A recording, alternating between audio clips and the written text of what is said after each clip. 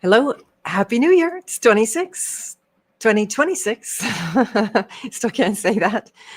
Welcome to the Beth of Fresh Air. I'm going to bring Dagmar on, and we're here for Decult Natural Health Part 4. Oh my goodness, we're making tracks here.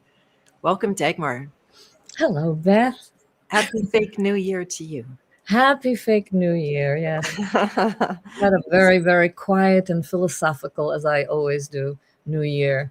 It feels Perfect. so good to be not a part of the whole hype. Indeed, indeed. And our best friends are here, Maya and Hello. Elisa and Miss Jackie K. Welcome. So great to have you. All right. Well, we can just chat for a few minutes and wait for some others to come along. I have to admit, being discombobulated, I have to remind myself several times what day it is, what year it is. And we had New Year's. I don't celebrate, but because it's my son's birthday, then that totally eclipses everything and turns a fake thing into a real thing for me, anyway. Mm. Hello, Miss Quietly Content Bear. I always want to say your name, but sometimes I forget people are actually using screen names to not be identified. That kind of kicks my butt. I tell you too, I'm really bad at remembering, because I will remember someone's real name, but not their screen name. You see over and over.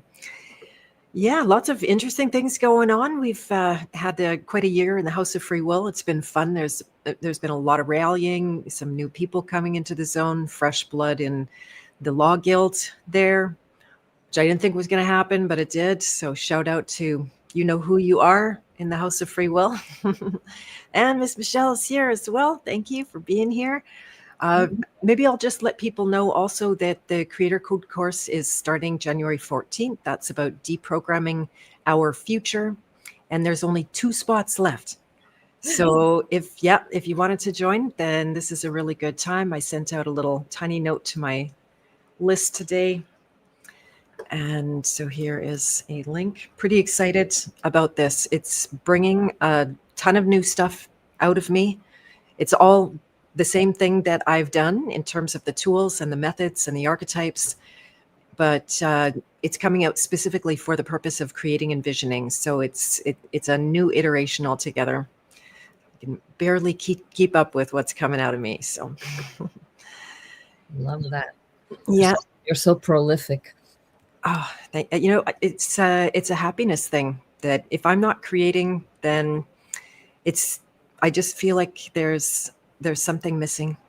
I'm sure you can relate. Oh my God. Yeah. Yeah. No. If I'm not creating, I feel like somebody died. It's like, who died? Yeah. Yeah. Yeah. Yeah, exactly. If you guys don't know, you can go back into episodes of Yin on the Rocks, and Dagmar there's some links in there to your one woman show and your YouTube channel and all that. Feel free to share in the chat here if you'd like as well. Oh, well, if I knew how to share in the chat, oh, I'd be so sophisticated. You have to teach me that sometime. Okay. If you're here on StreamYard, so you can go to the place called comments in the upper right hand column. I I guess I have to minimize everything. Upper right hand comments. Okay, comments. Oh, there they are. Yeah. There's all the people. Oh, Yeah, exactly. There you go. You found us. So I yeah, feel, you might be able to post. It might also ask you to hook up your YouTube to the chat. So this is so cool. See, now I feel like I just got off the boat and I am learning the ways of America or technology. It was that simple, there you you know. And that's how things in life can be sometimes. You create this like fake barrier inside yourself, like, oh, I can't learn that. Oh, that's too complicated. Or like, oh, I am technically retarded. I've said that often about myself. And how, why? I guess that would be part of deprogramming your future. indeed. Oh, look, you put it up. Okay. Yeah, Michelle found it for us. She's a ninja. She can Thank you, find Michelle. everything. Yeah. We Awesome. appreciate that very much. That helps me. And yeah, as far as those blocks go, there's one of the programs I help people to release can be called resistance. Oh, uh-huh. When you got the block, right? When it's just a little thing. I noticed that with my dishes at night. I do not want to do dishes at night. I just don't. Oh, see, we got a sound, but it's gone now. Okay, cool. And I'll look at them and I'll pass by them and I'll arrange them and maybe I'll rinse them and do stuff. But there's this woo, woo, resistance kind of thing. And sometimes I practice a game, and I've recommended this to students, where I go through certain periods, especially when I'm super busy and I've got like a million little things to do, getting ready for a trip or something like that.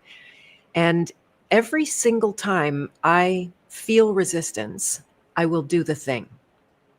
Oh, I don't want to do the dishes. Good. I'll do them right now. Oh, I don't want to brush my teeth. I'll do them right now. Oh, I don't want to book that ticket. Then I'll do it right now. So it's a really good one. Speeds things up.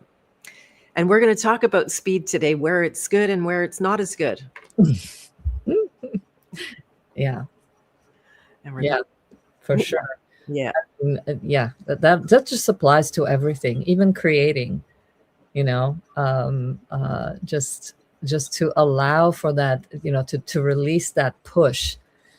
Because when you're like, it's like you can't tell a child, hey, listen, create something great for me right now and make sure you look like you're enjoying it.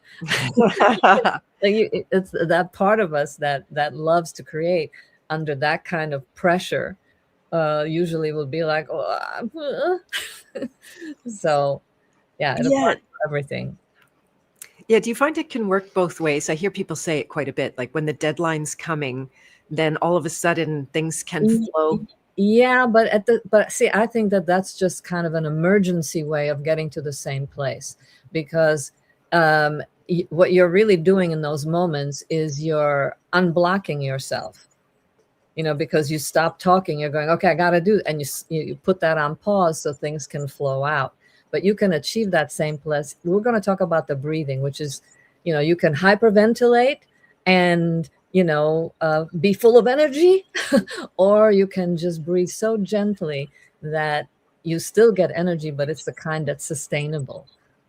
Nice. So I think there's a difference in how we approach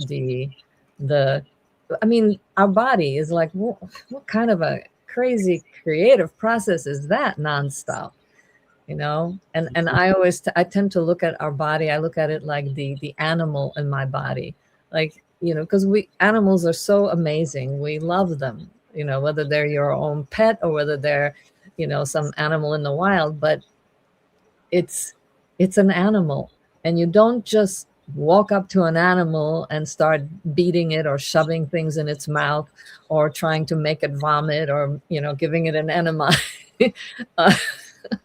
Even though nothing wrong as long as it's a niacin enema.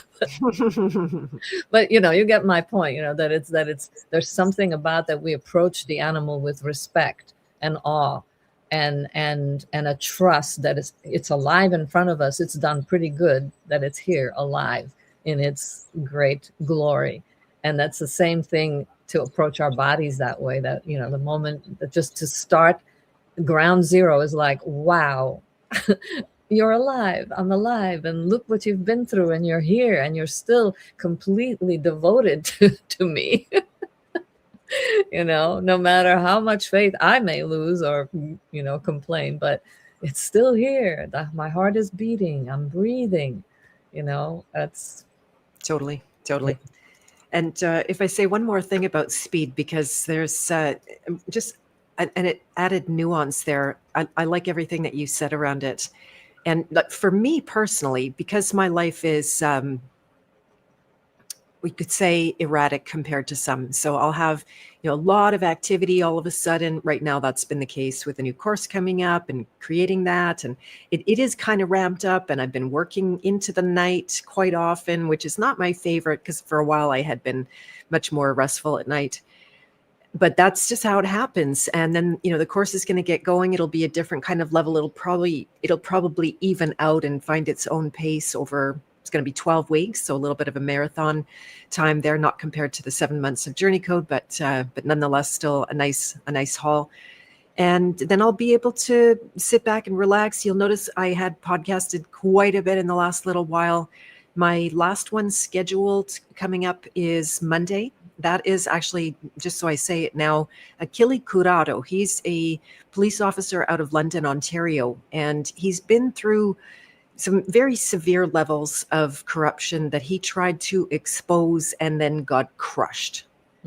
And he's coming on, I believe, for the first time ever to tell his story. I'm not sure why he identified me as a safe place to do that, or however he would describe it, but I'm pretty excited.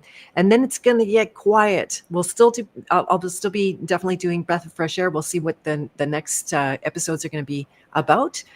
And but yeah, there'll be like, it'll come down. So there's modulation. It goes up, it goes down, it goes up and it goes down. And I'm a little like an alligator. I think is that the animal that can go fast in sprints and then stops. And it pays its what do they call it, oxygen debt. And also the motivation is everything, right? So if you go fast from fear, that's what I was going to say. I was just right, going to say that. Yeah, there you go. And if you go slow from fear, both, your slow is not better than your fast in that case. So yeah, motivation really is absolutely everything. Well, and really, what is it? It's passion. I mean, it's like because what you're doing is you're not going, oh, I gotta stay up late. Oh my God, no, you're driven by something that wants to come forth. So you're actually riding your own rhythm. I love the way you describe the modulation. That is very different than pushing or punishing. Indeed. Yeah. And that disposition towards the body, like the love, the kindness, the affection, the gratitude, this is the makings of a good relationship with your body. Now, what we're going to talk about today are 3, 4, 5 other modalities. In the last episodes, if you didn't catch them, we talked about a whole bunch of different diets and approaches to health. Mostly we've been on the food department and often comparing it to the system that Dagmar and I have used in the last year and a bit now, called Toxic Bile Paradigm. There's a new episode, Toxic Bile Paradigm. Does anybody want to find that for me so I can post it? We're doing 2 more episodes, Garrett and I, tomorrow, so that we can really flesh that out, especially for newcomers. And I'm going to start putting people in headlocks and making them watch it. I've already started. Very good. Yeah, I actually said that to someone today. Yeah, and I'm going to put you in a headlock now and send you some information. With love. Of course. True headlock it's a Kali headlock, Yeah, exactly. Kali doesn't do it for her own ego gratification. She does it when she sees someone as being less than who they can be. Take your head, chop it off. Yeah, exactly. Thank you, Mommy. Yes, please. That's cute. Yeah. All right. Well, the first one, if you're ready to get going on our list here, is I was actually really appreciating that you included this, because I spent the only time I spent with this one was thinking it's a bunch of BS. So that's and I was in somebody's world that they started to hype on low deuterium diet and what they call it, reduced or deuterium depleted water. And they started to build actually a little bit of an empire on top of it, and started to network with universities and institutions that we might consider to be compromised in the health world. And there was a lot of funding, and next thing you know, they're trying to get a lot more funding in from us, and it just reeked of a cult. Yeah. So what do you know about the low deuterium world? I wonder if it's the same people that I worked with. Right. Yeah. But one of them happens to be a fellow Brown University graduate of mine. So that's kind of how I stumbled into it. But first, I just want to say, we don't want to throw out the baby with the bathwater kind of thing. And there were some really great things that I learned by studying and geeking out on deuterium. And it's really coming in handy in my understanding of hydration and water itself, which is one of the things I do want to. This is all kind of ties in together. The deuterium people who are, I think, the only ones in the country who can actually test your levels of deuterium, which of course I did. And so once I got deeper into it, there was so many little gems in there that made so much sense. But it is an expensive thing, and there are natural ways of depleting deuterium. But if you're really like, I would only send somebody who has like, major cancer and has only very little time to live, or like they're about to kick it. So then you do want to buy that expensive deuterium depleted water and drink it. So, okay, first let's just get people to understand what is deuterium. Thank you. Okay, so we have hydrogen, which we're very familiar with, right? As in H2O. Deuterium is an isotope of hydrogen. It is basically, I think of deuterium as hydrogen's dark brother, heavier brother. Deuterium has, like a regular hydrogen, just has a one electron and a proton, and the deuterium has electron, proton, and a neutron, so which makes it twice as heavy.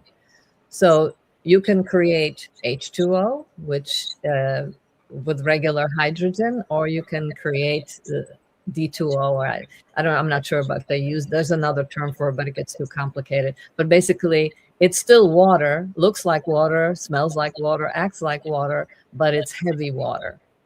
So in nature, and in pretty much all groundwater and air, there's about 155 deuteriums per million hydrogens. So these deuteriums, they can, this is geeking out a little bit, but, but they can combine with oxygen and create water in your body. So basically hydrogen and oxygen make water. So depending on if you are exposed to very high levels of high deuterium water, which all of us pretty much are, or if you're living in a coastal city, you have higher levels of deuterium in the air from the ocean, because the ocean, I think, has one of the highest, generally somewhere around 160 parts per million in ocean water, and like regular tap water is around 150. It's pretty high. And any kind of industrialization and all of that, like that's the problem with processed food, that I realize that it's not just that nothing wrong with processing, but they get processed with very high deuterium water. So it raises the level of deuterium of the food. Same thing, GMOs or any kind of medical prescription drugs, poisons basically tend to be very, very high deuterium. So there is some, little connections to what we're doing now. Also the bonds between the way deuterium bonds with oxygen, it's a much stickier, stronger bond than the way hydrogen bonds with it. And it's much harder to unbond it. So what happens is that as we drink or eat or breathe these very high levels of deuterium, they end up kind of going into the mitochondrial nanomotors. And because they're bigger and heavier, they can kind of like stop them, so basically create the metabolism starts to go kaput. And so you get all these, of course, every person will tie every disease in the world to their theory, so they felt that that's the cause of all autoimmune and obesity and all metabolic type diseases, diabetes, that kind of stuff. But I think they had a point, and I think it is useful as a kind of like the way that thing that we're not allowed to name with the 3 letters, the way that thing helps people. What did Garrett say? We can say the letter before it or the letter after it. Yeah, it rhymes with schmorine rioxide. Yeah, there you go. it, it's good for an emergency, but it's much better to do things slow and easy. So you can slowly, if you're basically functional, and let's say you have a high deuterium level, which I did, you can slowly work on bringing it down. And there are many techniques to bringing it down. There's just so many interesting things about deuterium. For example, deuterium is necessary for growth. It is necessary to make things grow. So when a woman is pregnant and a baby is way higher in deuterium, but it really works for it because it's growing, right? But of course, once you're fully grown, after you're 20 or whatever, then deuterium can still make you grow, but more like your waistline will grow, or things will grow that aren't supposed to be growing. And there's many. I mean, you could geek out deeply into the breast milk and all that kind of stuff, but I'm gonna not go there. What? Oh, it's exactly what I was going to say. Just add in that that's why drinking dairy products or eating dairy products can be a problem, because it has growth factors in there. And as adults, we don't want growth because it's like you said, it's going to be like out in the wrong direction, or, mess up your finger or something like that. Yeah. You don't want to grow when you're older. Right. Once you've achieved the height and whatever your genetics tell you should be, then okay. Let's see what else about. So there's ways of lowering the deuterium in your body, and one of them is the Buteyko breathing technique. So it ties into that. Okay, can we cover that one last? Because I'd like to stay on this just a tiny bit. No, I'm not. I'm not transitioning. There's okay. So for example, deuterium, regular boiling point of water is 212 degrees. Deuterium, heavy water, basically heavy water. So you have light water and heavy water. Heavy water is like 214, so it has a higher boiling point. The freezing point of water is 32 or 0 in centigrade. And for deuterium, it's something like 38 or 34, something higher. It's higher. So it freezes faster? Yeah. So you can, for example, if you make an ice cube from heavy water, and usually ice will float. This ice will not float, it will sink. Right. And isn't that also one of the tests for deuterium in water, is that if you put regular ice in there, if the water's high in deuterium, the ice will sink also? Or did I get that wrong? I'm not sure about that one. I'm only familiar. You can test water. Yes. I don't know how they test it. I'm familiar with how they test it in your body, which is through your breath and through your saliva. Okay. So you can get a sense of your levels of deuterium. So it's got all kinds of interesting properties. And here's the thing. The reason that water is so expensive, the places when I first did this, which was back in, I think, 2011, no, before that, 10, when I first was introduced to it, I was getting the water from Hungary. So that there's 2 places in Hungary and Romania, and now there's apparently a place in I think Arizona, but I still think they ship it from there. And the way that you make it, you need, and there's some people out there saying that they're selling deuterium depleting machines. They're not.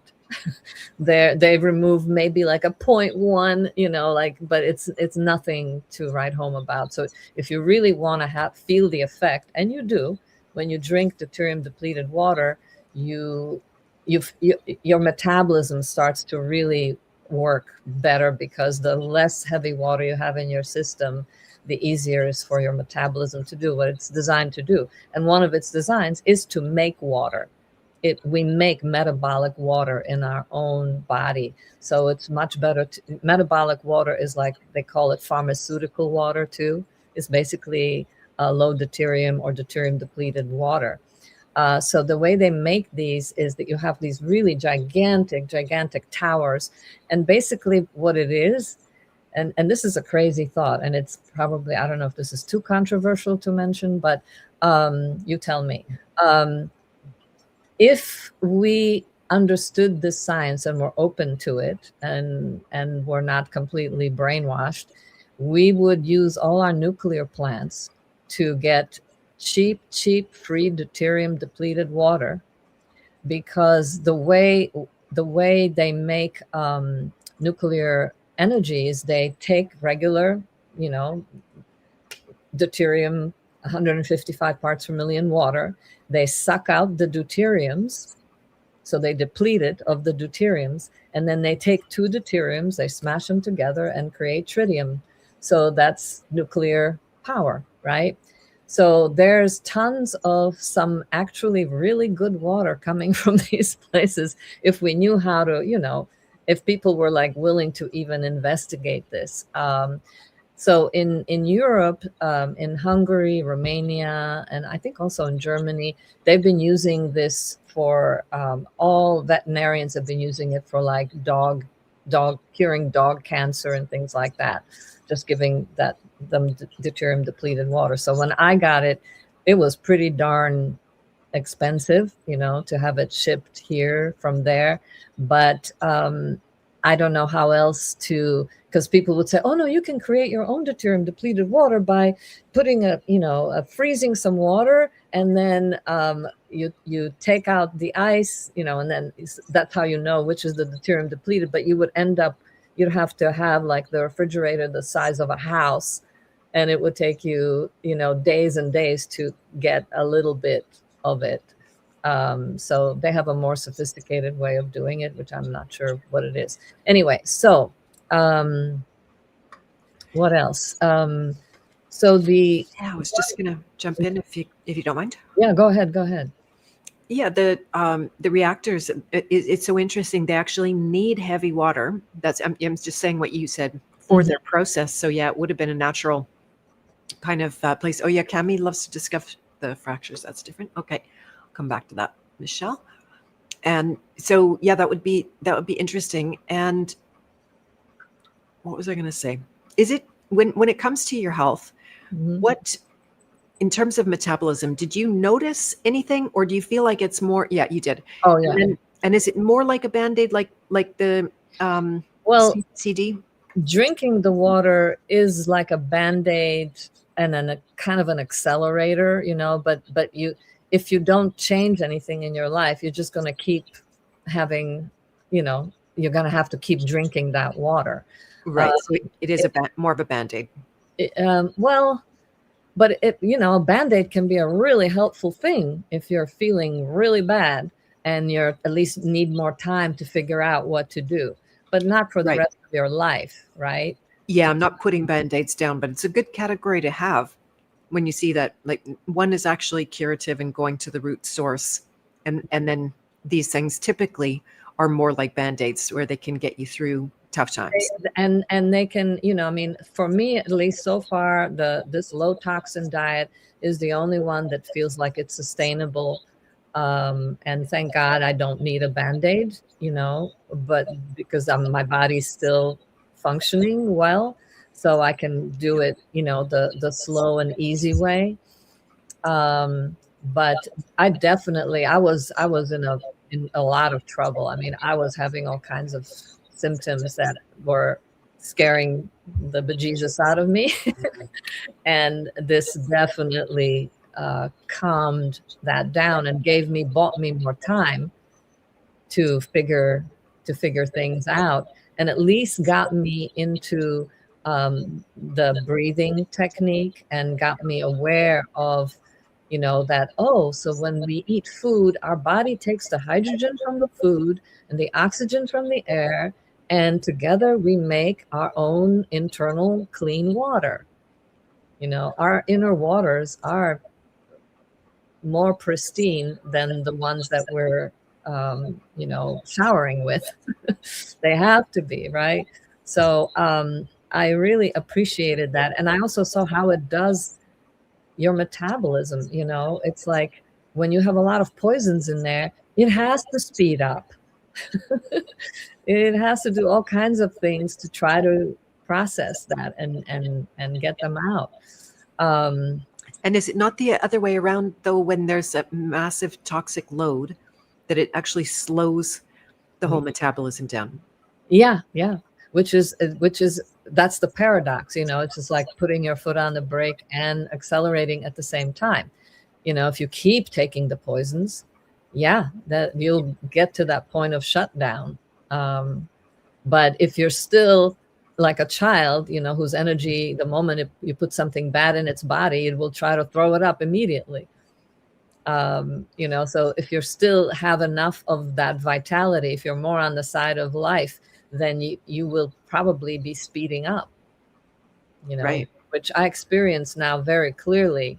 And it's not a mystery to me anymore.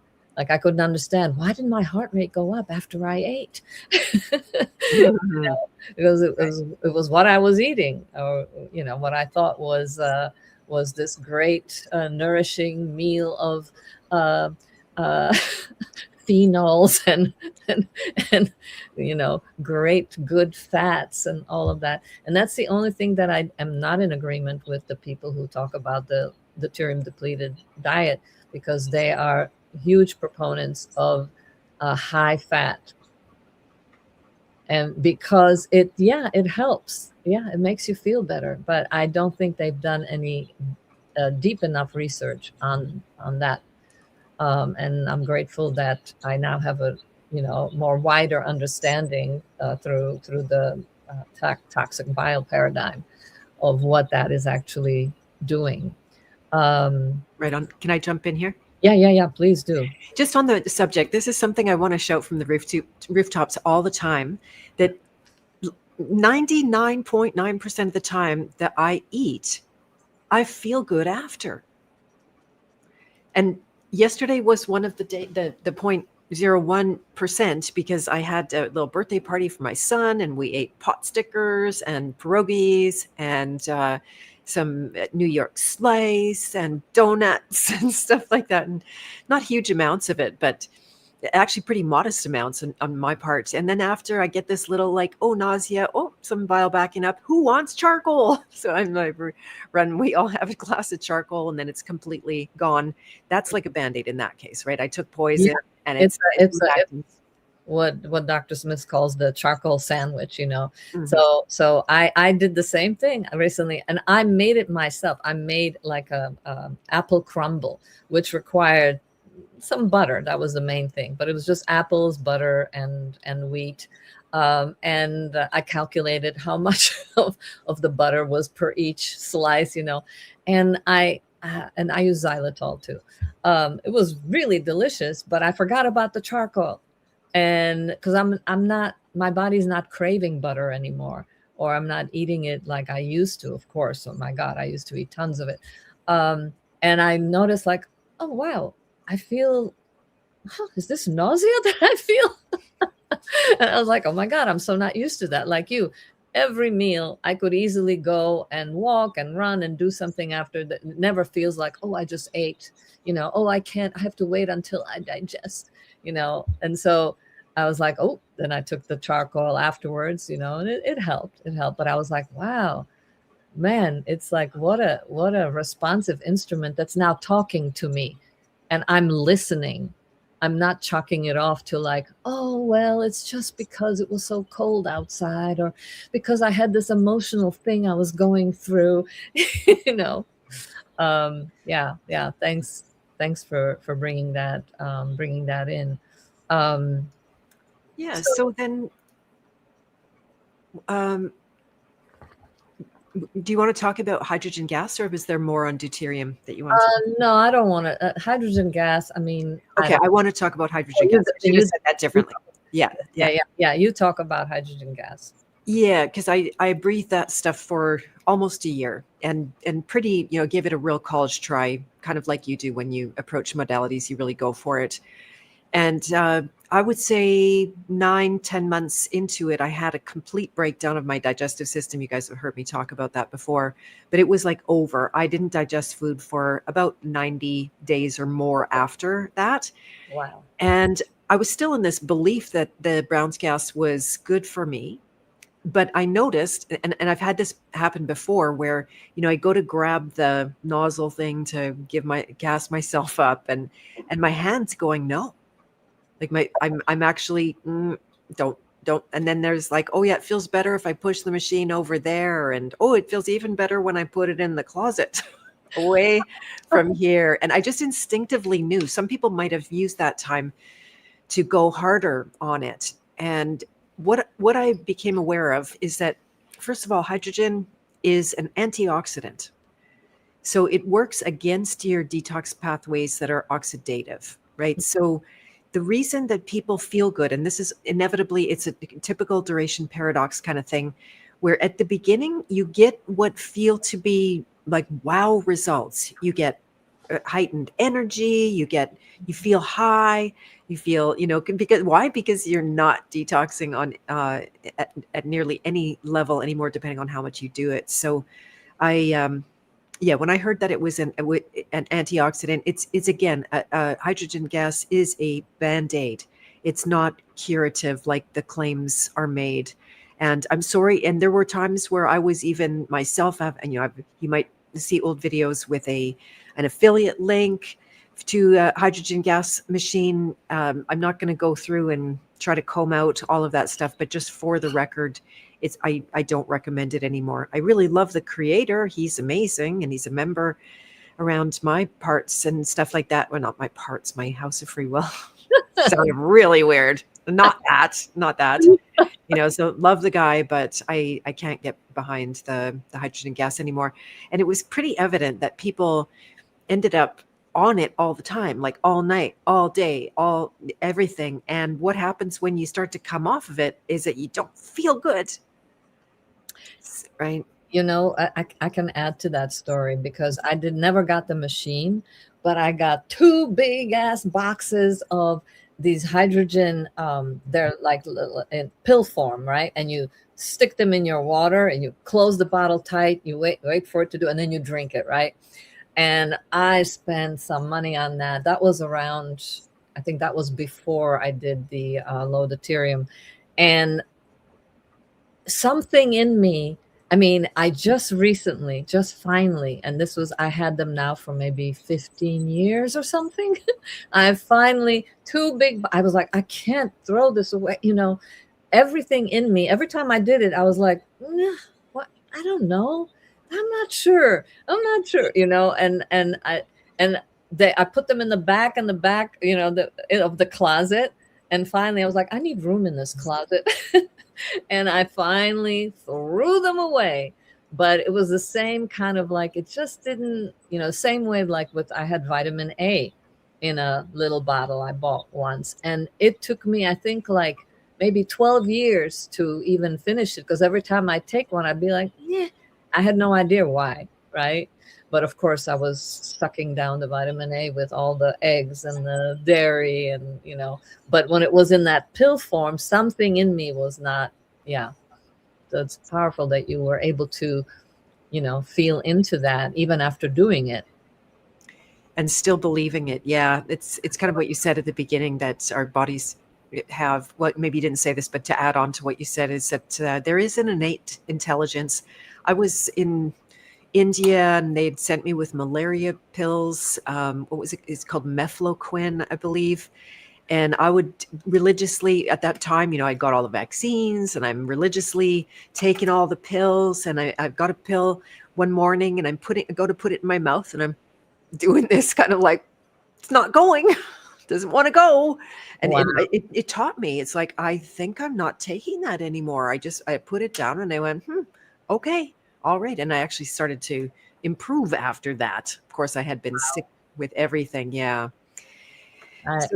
Speaking of that, when I was 14 in 6th grade, my best friend passed away from leukemia suddenly.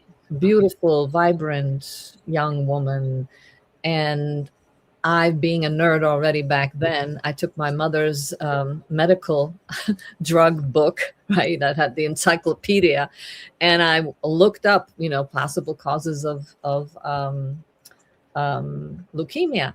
And what I found there was malaria pills. And I'm going, malaria pills? Well, why would? And then I asked her parents if she's ever, and they're like, oh yes, we lived in South Africa and we took them every day. So, even at that age, something told me that this was not natural, and people just kind of write it off, the hydrochloroquine, basically they're saying, oh, no problem. It's been around for so long, so of course it's harmless, just like ivermectin. Are we allowed to say that or no? I think so. Oh, Yeah. I okay. haven't been killed for that one. Okay. Yeah. But wow, that's amazing. That I just love hearing your, you're, the animal in your body, the deep That's it. wisdom, just the, like the hand, you're doing it to yourself. It's Exactly. The hand and yeah, a little inner conflict going on there, but yeah. my body won. It was great. I was like, okay, all right, okay, you're telling me, giving me a sign. So yeah, that's one thing. And so let's see where I wanted to add frequency devices to our list of Oh, things. But if okay. you want to talk about Buteyko first, since you've been jumping at the bit for that for a few minutes. Well, because that's related to the lowering the deuterium. That's one way we do lower our deuterium, is by exhaling. It's our exhale that can get some of that heavy stuff out of our system. So part of the lowering deuterium procedure is to do all these things to, like, for example, my mask. This is you can sleep with this mask or have it on during the day. Basically, what it does is it raises your CO2 just a little bit, because the whole premise, and I think this is beyond deuterium, this is our everyday life, we are over breathing. We are basically hyperventilating.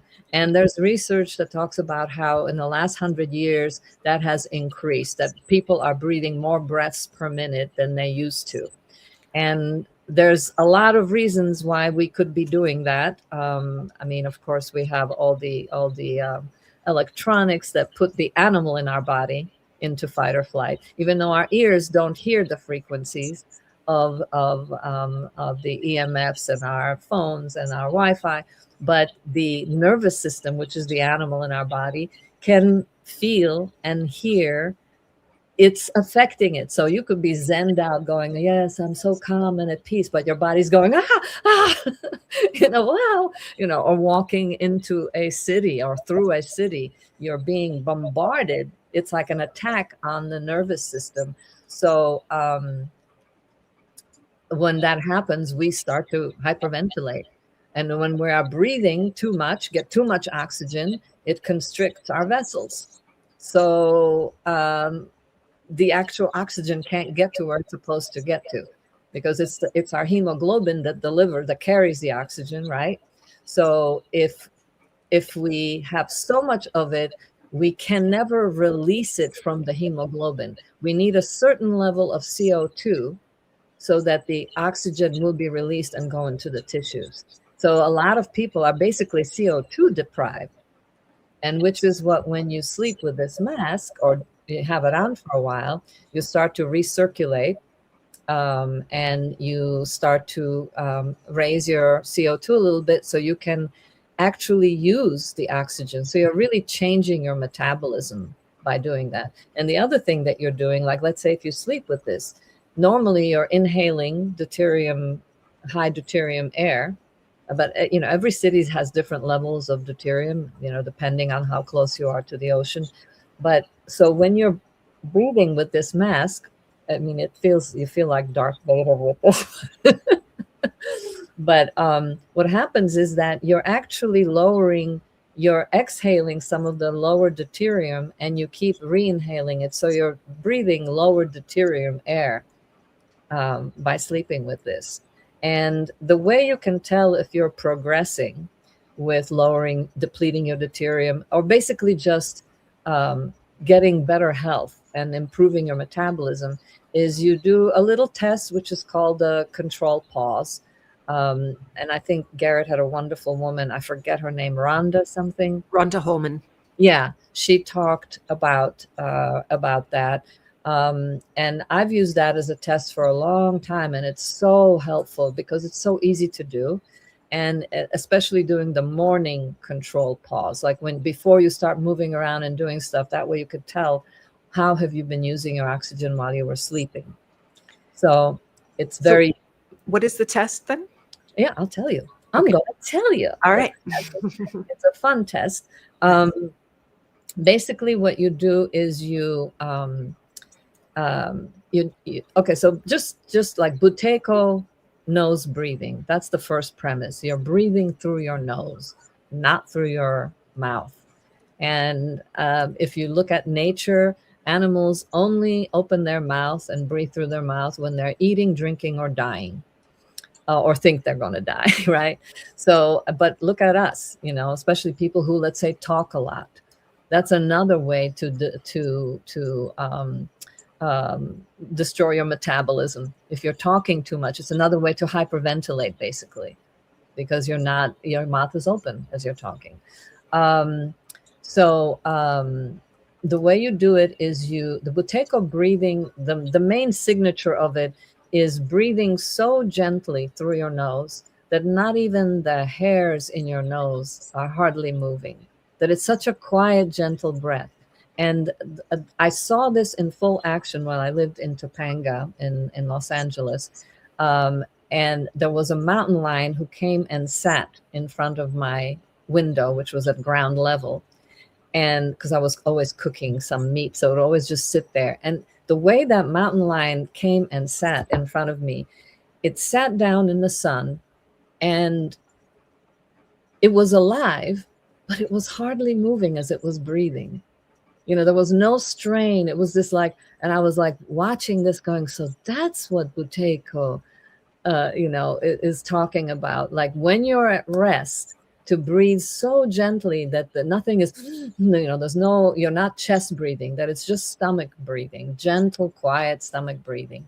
So the way you do this test is you just experience what it's like to just breathe without your chest or neck being engaged, and just from your belly, quiet, no emergency, what it feels like. So you take 1 or 2 quiet breaths, and then on your normal exhale, after that quiet breath, you hold your nose and you count, or you have a little clock. And I just do 1,000,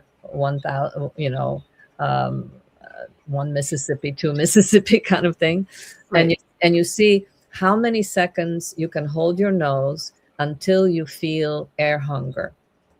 Just the beginnings of air hunger. For some people, it may be their belly or their diaphragm will start to spasm. So it's a breath retention then? Well, yes, but it's really important that when you do this, that this is not a contest. No, I get it. Yeah. So that is what I wanted to know, just about like what was the test of the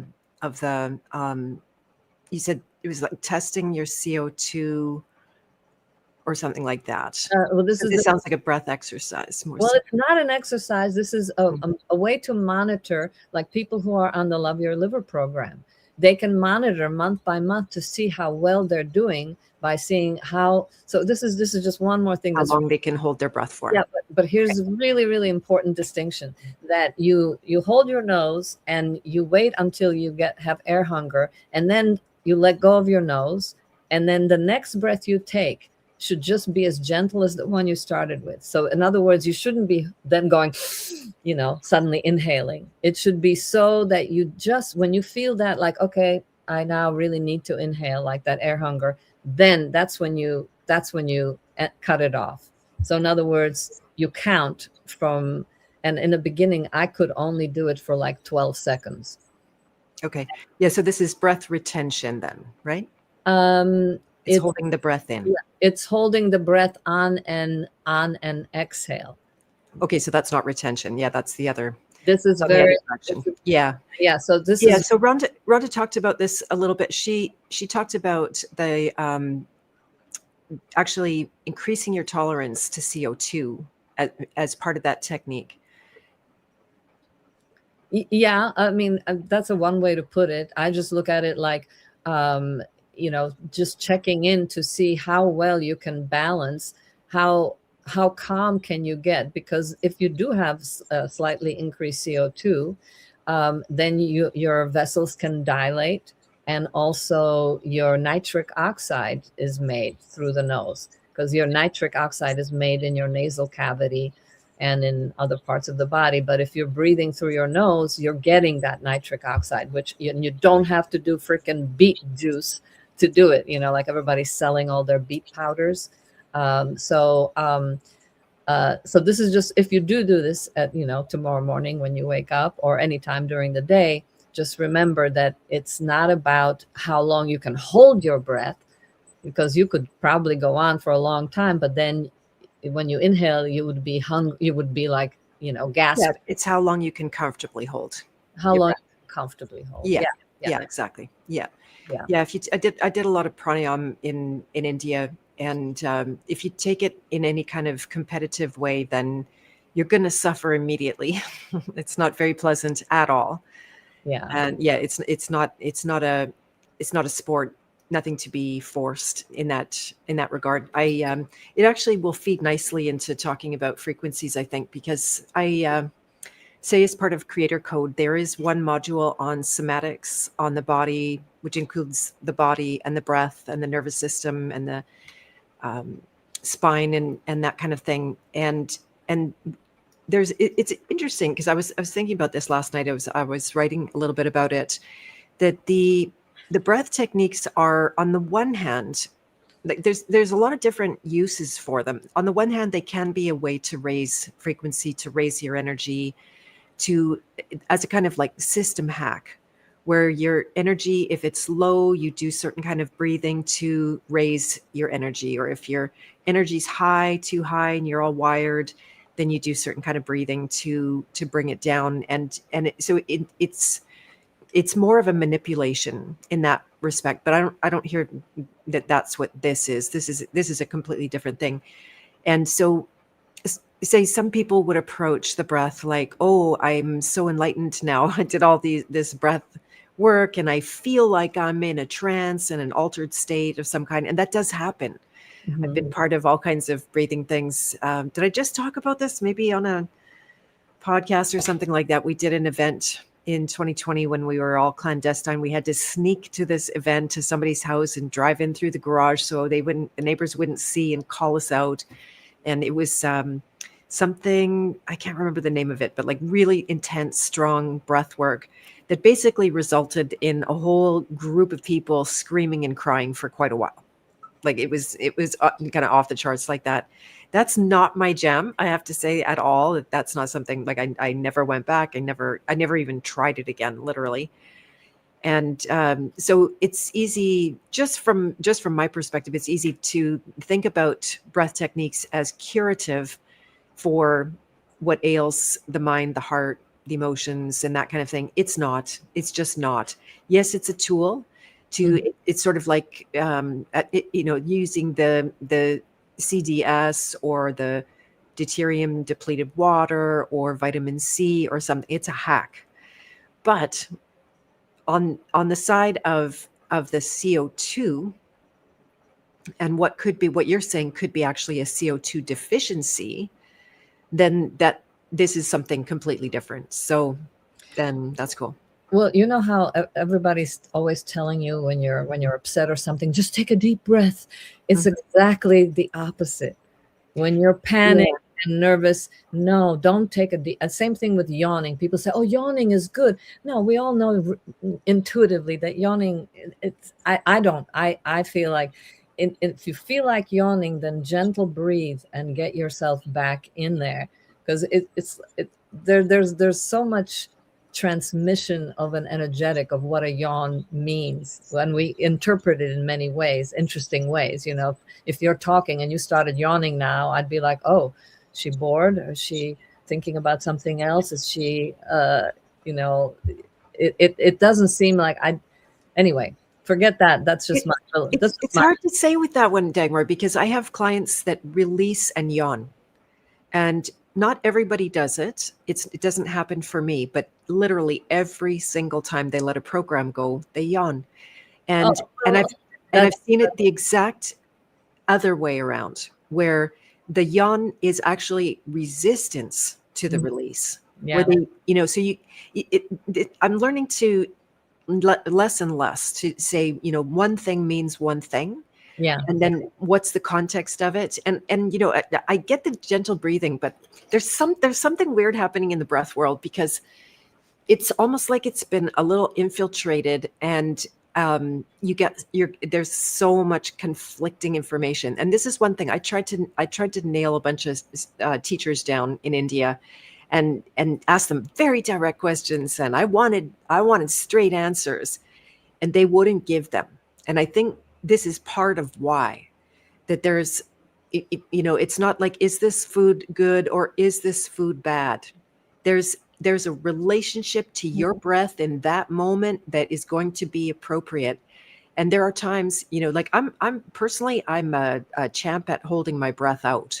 This is something I trained myself to do. I can go a long time without breathing, and and then there's been times where I've really benefited from a full breath.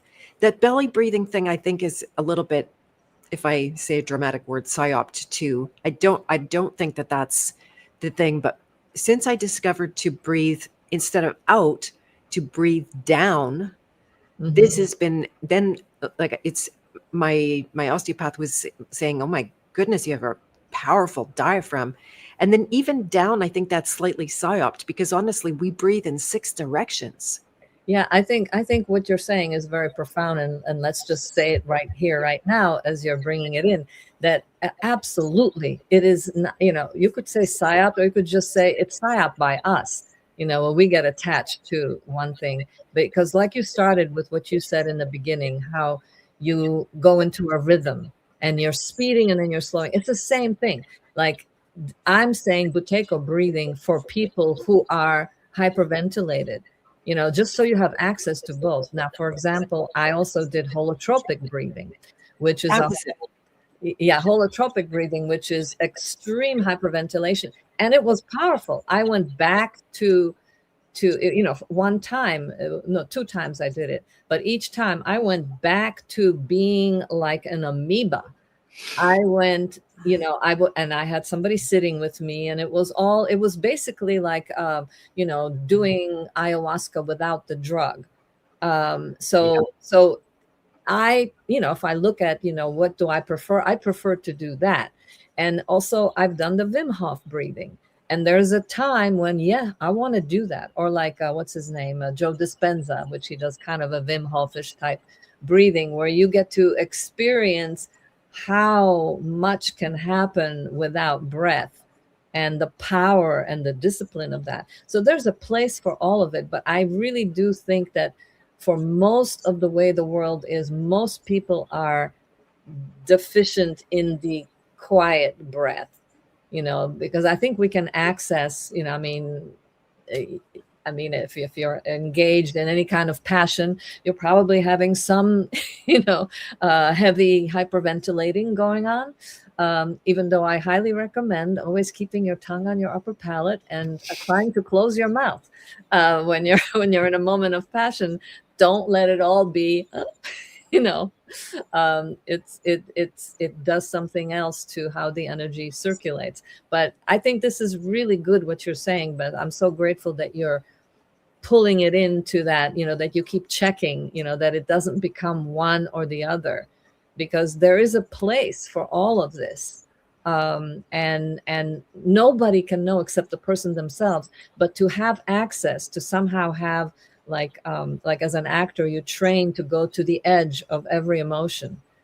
But doesn't mean that you go there all the time, but that you have the road, that you've created a pathway. Or for, the work that you do, you open up a certain access to an archetype, so now it's available to you, and you're aware of it. So I think that there's a place for everyone at the table. Nice. Yeah, I like that. Lots of nuance. Um, So so you were going to talk about, what did you want to talk about, Mona? maybe frequency devices. Did you? Let's see. There was one last. You know what? Can you explain to me one last thing before we go and move on here? Around. So as soon as I heard Rhonda talk about the tongue on the top of the front, the mouth, and I heard it properly because I've heard that a lot of years already. But for me, it was always, yeah, my tongue's on the top of my mouth because I almost always have the tip of my tongue on the top of my mouth, just Mm, habitually.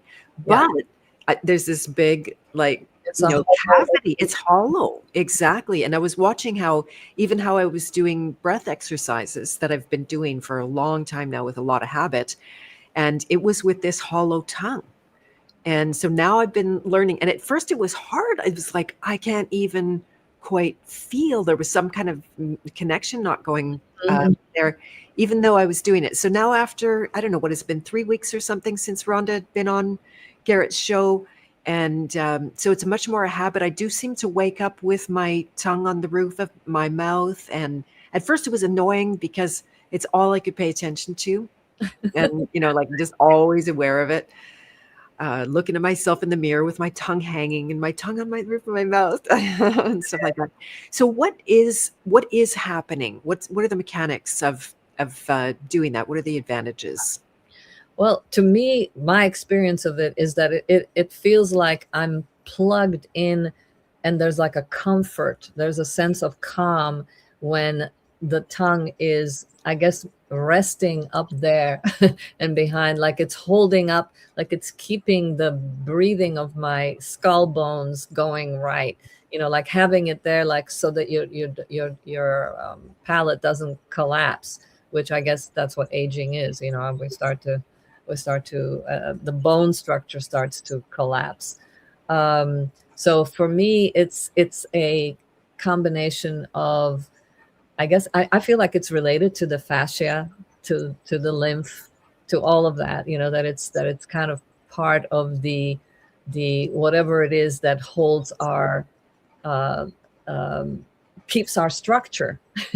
That's part of the integrity of the structure, and that the tongue has, I'm sure, a lot of deep psychological aspects connected to it, tasting the world, life, speaking. There's just so many important things that happen in this part of I mean, a lot goes on in our head and face, my God. All these things, like I'm breaking out now, like my brain is trying to be clean. So it's using my face to clean itself out, like woohoo. I'm more than ever aware. I'm sure it's been happening the whole time along, but of my brain detoxing, and it loves the face, the eyes, the nose, Eyes, the ears, everything the is like, mouth, the ears. Exactly. It's all like the shortest path out. We I need know. out. So it's like when I'm sniffling and blowing my nose and stuff, and I'm telling people this is a great way to live, you should try this. And they're like, I know. It's stupid. If I count the Kleenex boxes in my house, there's probably 7 at a time, and a garbage can to go along with it. So yeah, I'm kind of a nerd there. but And then it's better than cancer. yeah, totally. I know exactly. Clean that stuff out. The mouth open is so interesting. I saw a video of somebody yesterday, and I think they won a prize, and their mouth was open like this, and it gives you this automatic impression that they're not intelligent. Now Mhm. I know that could be completely wrong. I don't know that guy.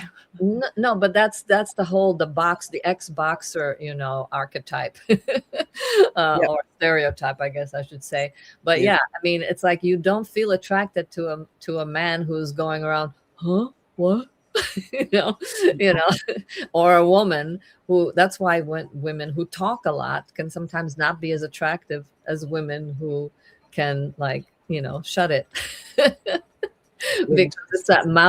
mouth open, Mm, and when our mouth is open, we're much more in emergency, you know, right. more Right. self-referenced. It's all about worry about me. Am I going to be okay? Who's trying to attack me? What's happening? The world is dangerous. Oh my God, I'm going to die. Oh no, I can't eat that. That's terrible. Oh no, this person is trying to do this to me. Oh no, and I need this and I don't have that. It, Yeah. it it's yeah, not Mm, fun.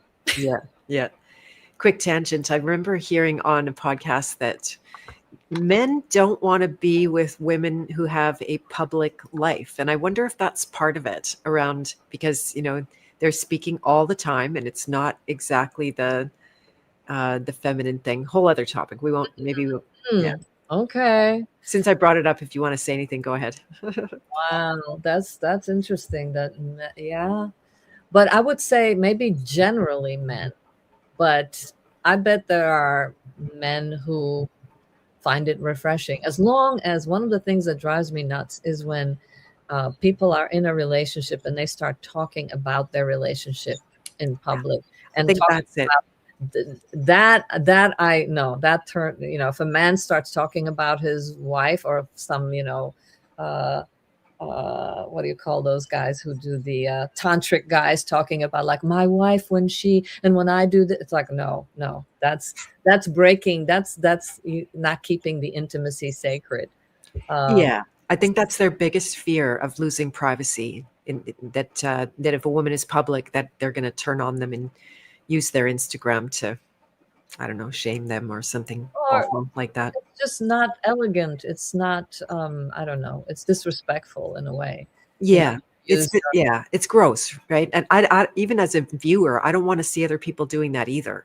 I will turn away if you're going to get like that in public. I'm not going to tune in. So I have seen so many couples who do like, public counseling, like, and they work together, and I have seen they all went to shit because they're trying to make themselves the example of like a good relationship, and they all end up going like, you can't do a good relationship in public. no, It no, it has to be absolutely private, and it's sacred. It's exactly.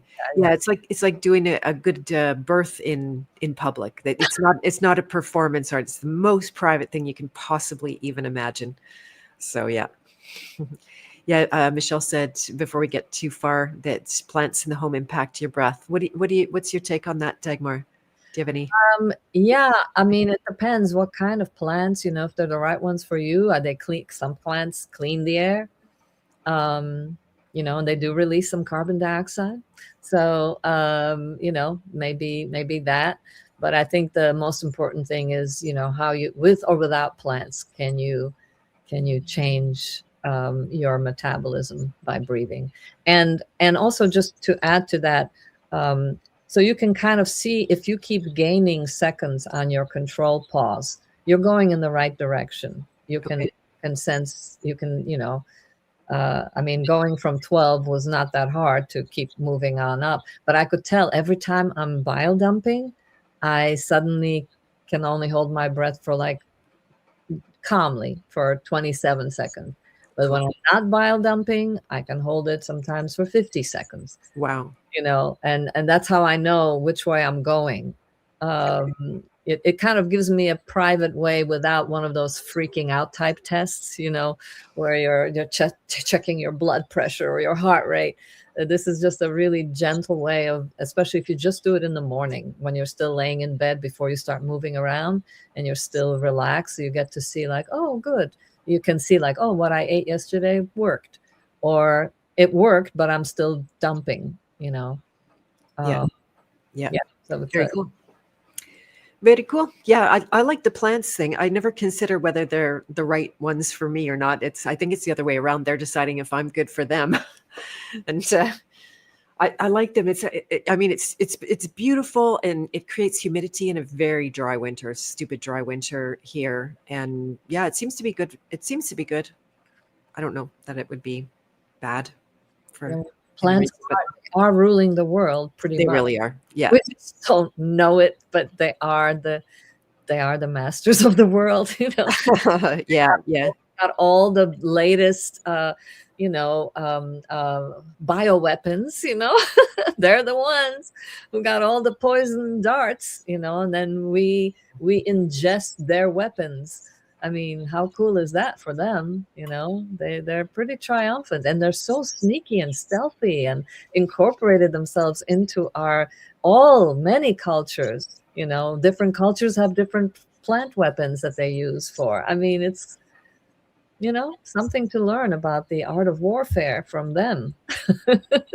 Infiltrate the enemy, get them to die as quickly as possible, and donate all their cells to us by putting them in the ground so we can be nourished.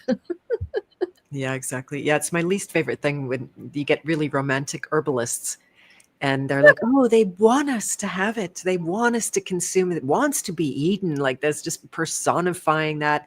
And I'm pretty sure it's the other way around, that we are here for plants. So I just wanted to say hello to Mr. Thunder Chicken. That's really cool. And true, being beautiful has a little to do with how you look. Although it's fascinating because good health causes greater beauty. I've noticed that it causes greater symmetry and promotes good bone structure. Like we were talking about the tongue also, that it's the face literally collapses in without the support of the tongue. That's what you were describing, Mm-hmm. right, Dagmar? Yeah, Yep. and that's like the whole face. The cavities are, the space is as much you as your flesh and your bones are, right? So if cavities get smaller and there's less room for air and expansion and openness and support for a bone structure, then the bones are going to do this around it. Well, and the fascia, I mean, okay, just the fascia and the lymph, again, back to water. I mean, it's about 90 to 96% lymph is water. So you want that good water. Oh, there's one thing I did want to talk about. I completely forgot. Sure. There's a fantastic book called You're Not Sick, You're Thirsty. And it's written by an Iranian doctor, Dr. Batmanjali. And he discovered this when he was a political prisoner for a really long time. I forget, like a decade or something. And he basically cured prisoners of all kinds of diseases just by making them drink tap water, shit water, from headaches to diabetes to. So this was one of my kind of, I guess it would be liquid diet discoveries way back in 2004 when I read his book. At that time, I had to see a chiropractor once or twice a week because every time I turned my neck, I'd hear crunching. My joints were constantly crackling, snapping, and my back would be popping. And he said that it's just the way it's going to be because I had military neck or something, and that's how it's going to be. And when I started hydrating, that's when I realized, like, oh, I haven't really been drinking. And I started drinking basically a gallon, 4 quarts, 3 to 4 quarts of water a day. And I literally, rehydrated my discs, because discs, is again like 99% water. And they're in between the bones, and they hold up their cushions, water cushions. And every time you walk, you press, and some of the water gets maybe squeezed out, especially if you're dehydrated. That's one place your body's going to try to get water from. So what I learned in that, and it's a great little book, is that basically when you're dehydrated, your body, it's the same as EMFs. The animal in your body feels like it's an emergency. You go into fight or flight. And if you get to the point of a headache, that means you're already way past that, right? So I literally rehydrated my discs, and now no cracking, no popping. And that's been now, decades that I've been doing that. And then I stopped for a while. I went only down to 2 liters.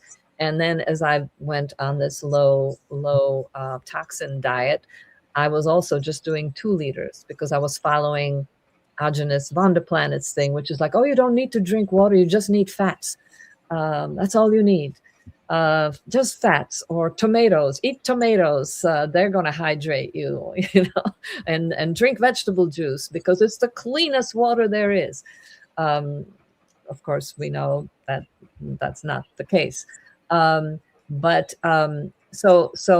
the water part is just such it's so simple, and water has anti-gravitational capacity, which is like, hey, hello, like, a flower stem, when it goes down, you give it water, it stands right back up. So what is that called? It's rigidity, osmotic pressure or something like that. That's not quite it, but yeah, there's a specific term for what gives a cell in a plant.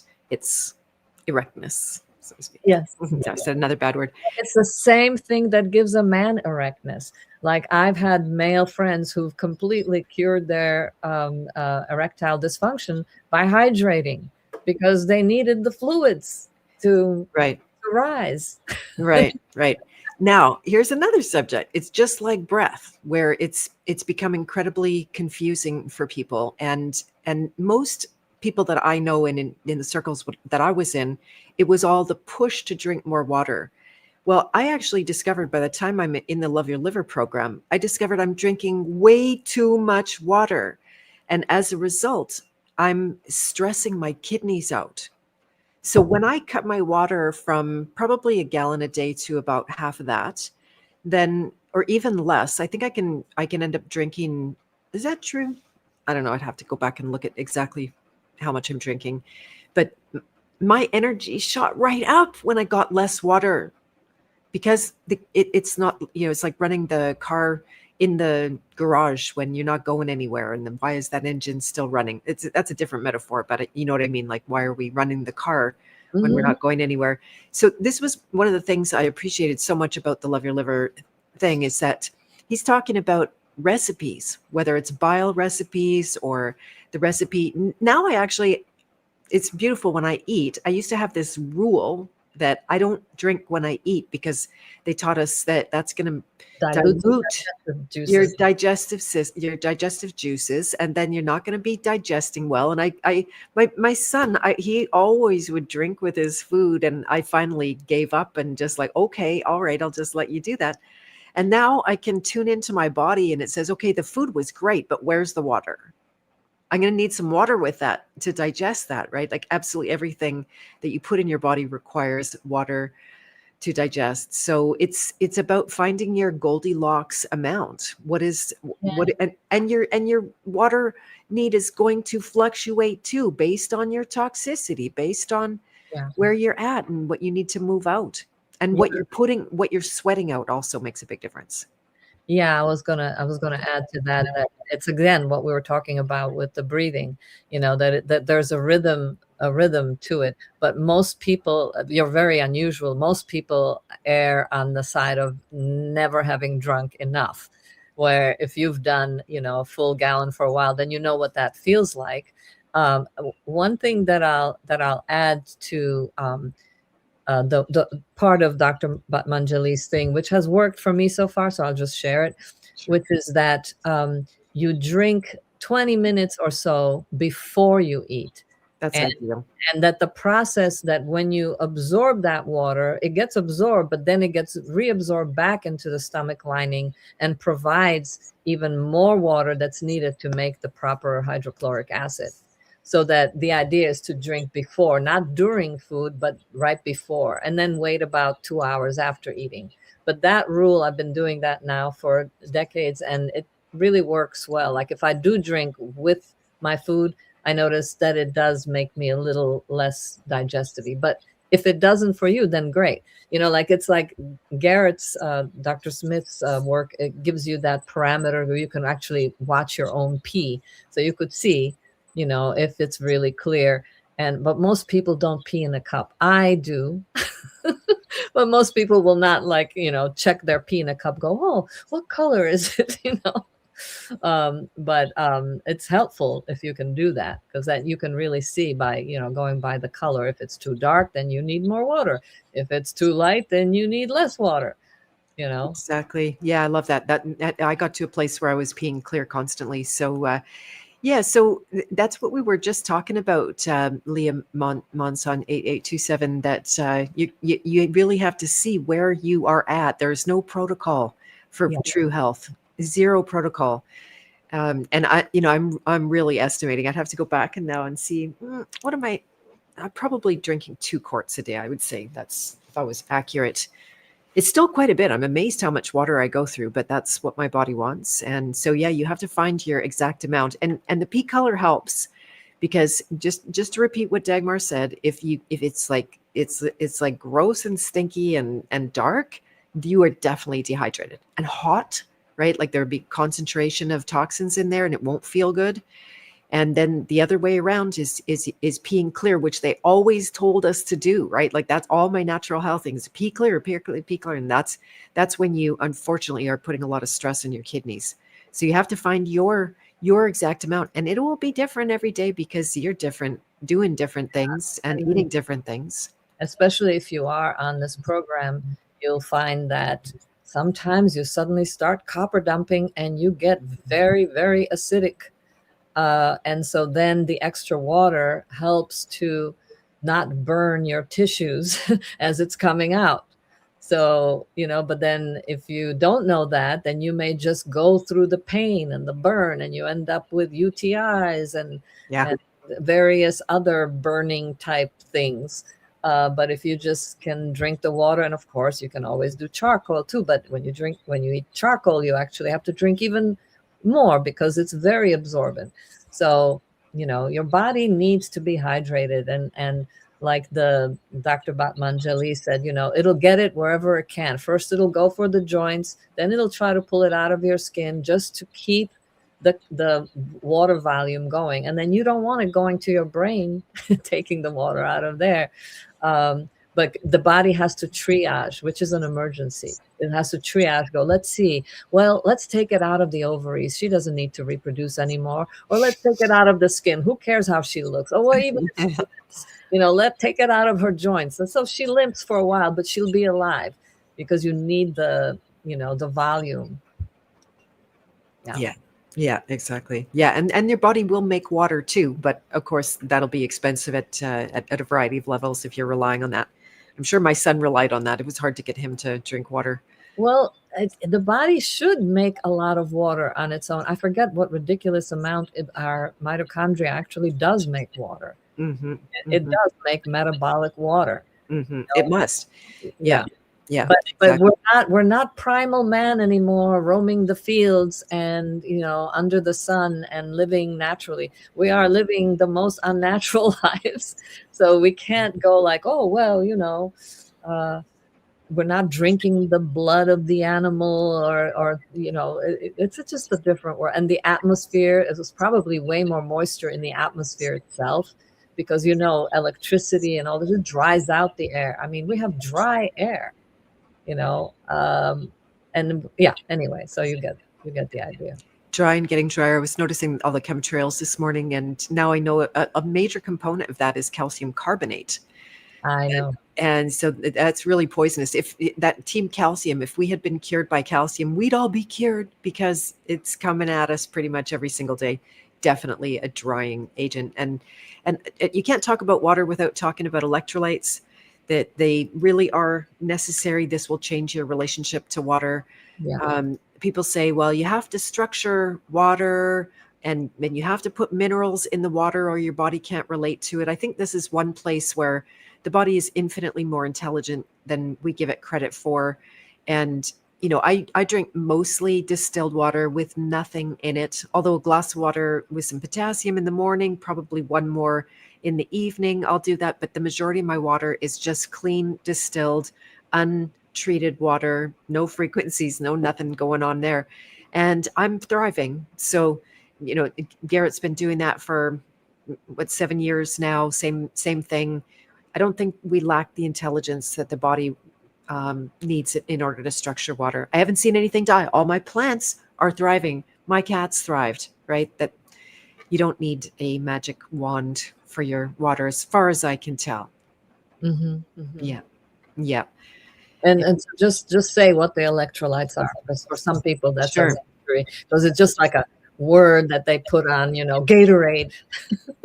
Yeah, yeah, yeah. Yeah, Gatorade has electrolytes, but it'll have a bunch of crap in there that you don't want, including color and sugar and probably some of the versions of the electrolytes that you won't want to actually ingest as well. And it's basically magnesium, potassium, Sodium. sodium, and calcium, as well as on the list of electrolytes, although I feel any need to supplement with calcium in Yeah. any way whatsoever. I get small amounts in my food. I know it's not very much, but it seems to be enough. And then the hard part with electrolytes is that individual non-protocol balance that everyone's going to have to find, that is a moving target. Like you said about dumping copper, all of a sudden I need way more potassium every time I do that.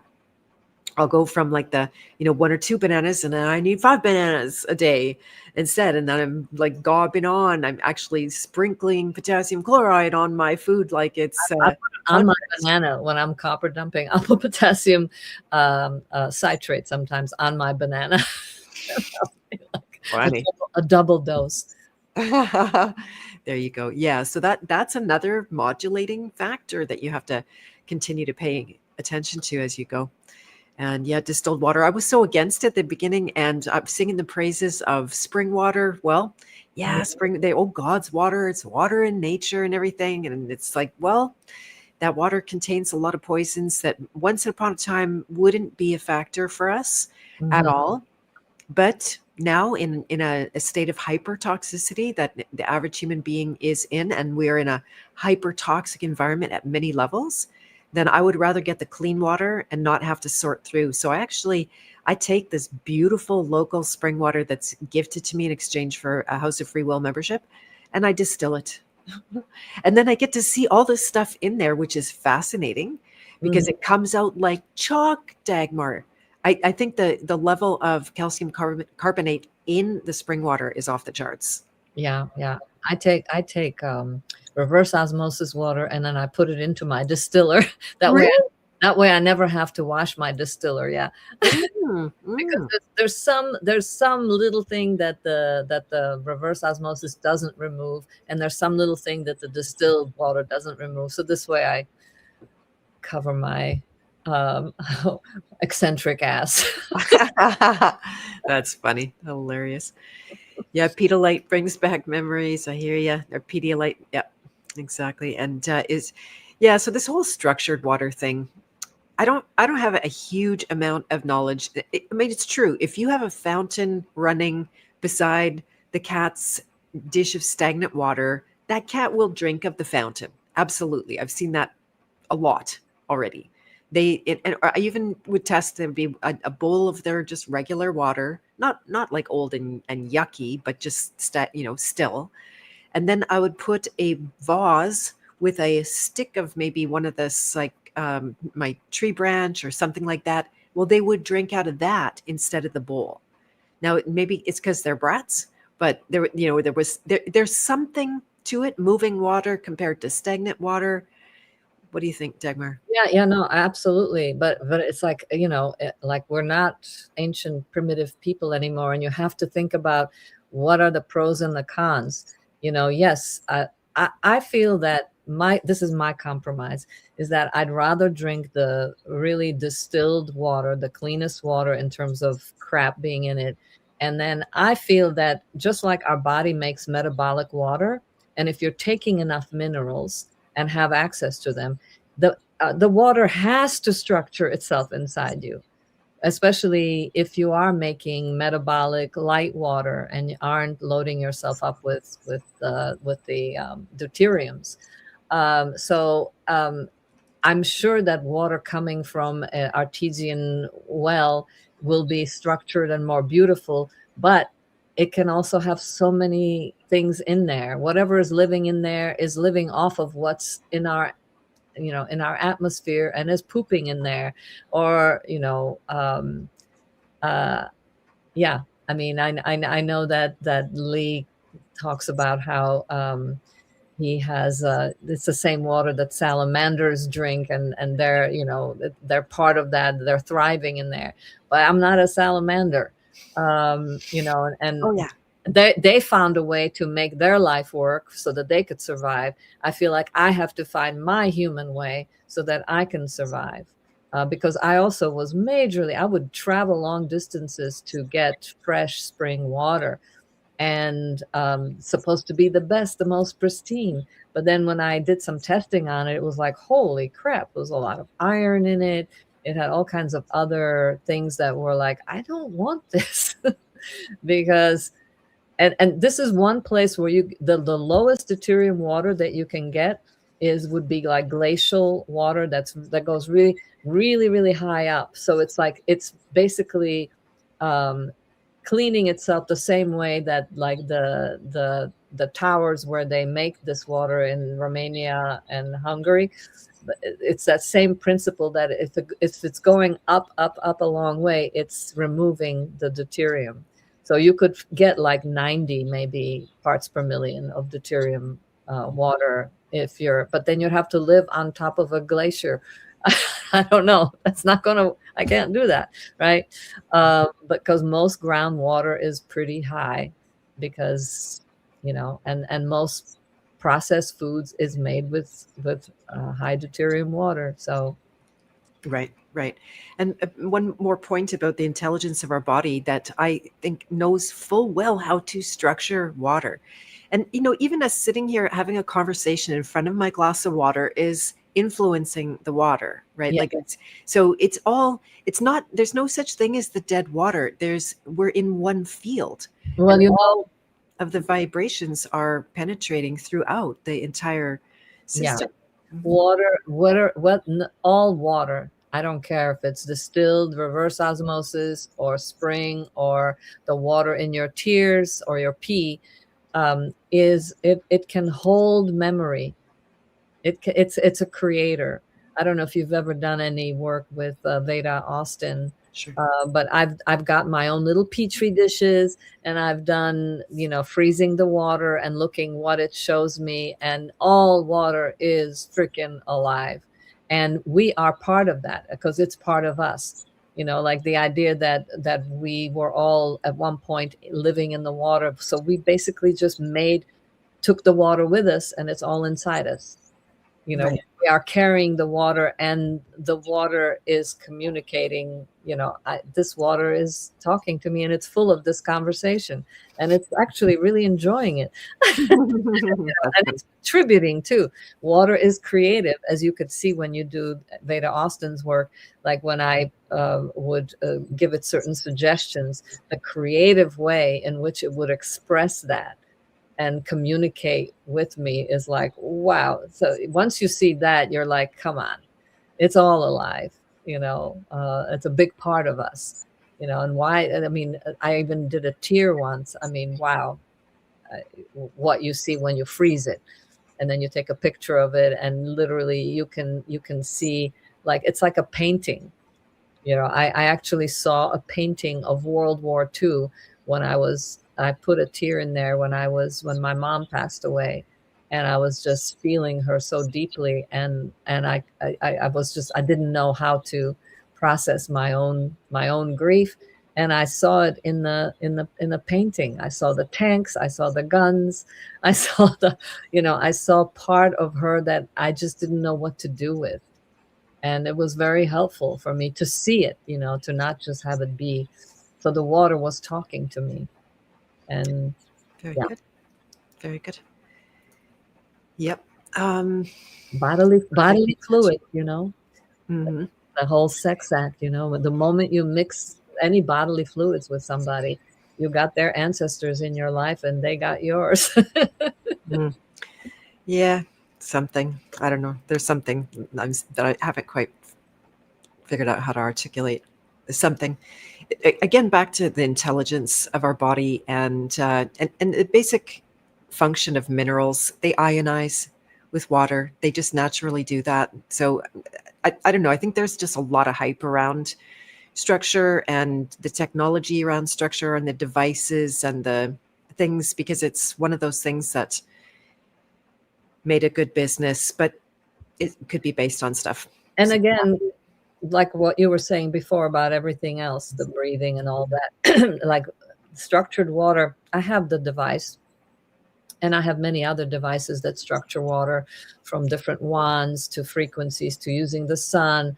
Um, Again, it may be a good thing for a moment, or if you take the right amount, like if you drink too much structured water, it could send you into a hospital. I've seen that, which is again sort of like doing something too fast, like taking a drug that shoots you into a different consciousness too fast and you're not ready for it, or like trying to force the body to do something it's not ready for, like taking tons of herbs, like what Dr. Smith talks about. When you try to push the body into cleansing its liver by taking herbs and things like that. So same thing with the water, like with the breathing. Sometimes it's Wim Hof, sometimes it's Buteyko. Sometimes it's great to have a glass of structured water. If you're in, and it's not just structured by the machine. It's structured by whoever handed it to you, or how you hold it after they handed it to you. Yeah, I just personally would never invest in any kind of structured water stuff, but that's just me. So what am I using to distill my water? It's called Water Lovers, I believe, is the I have my machine.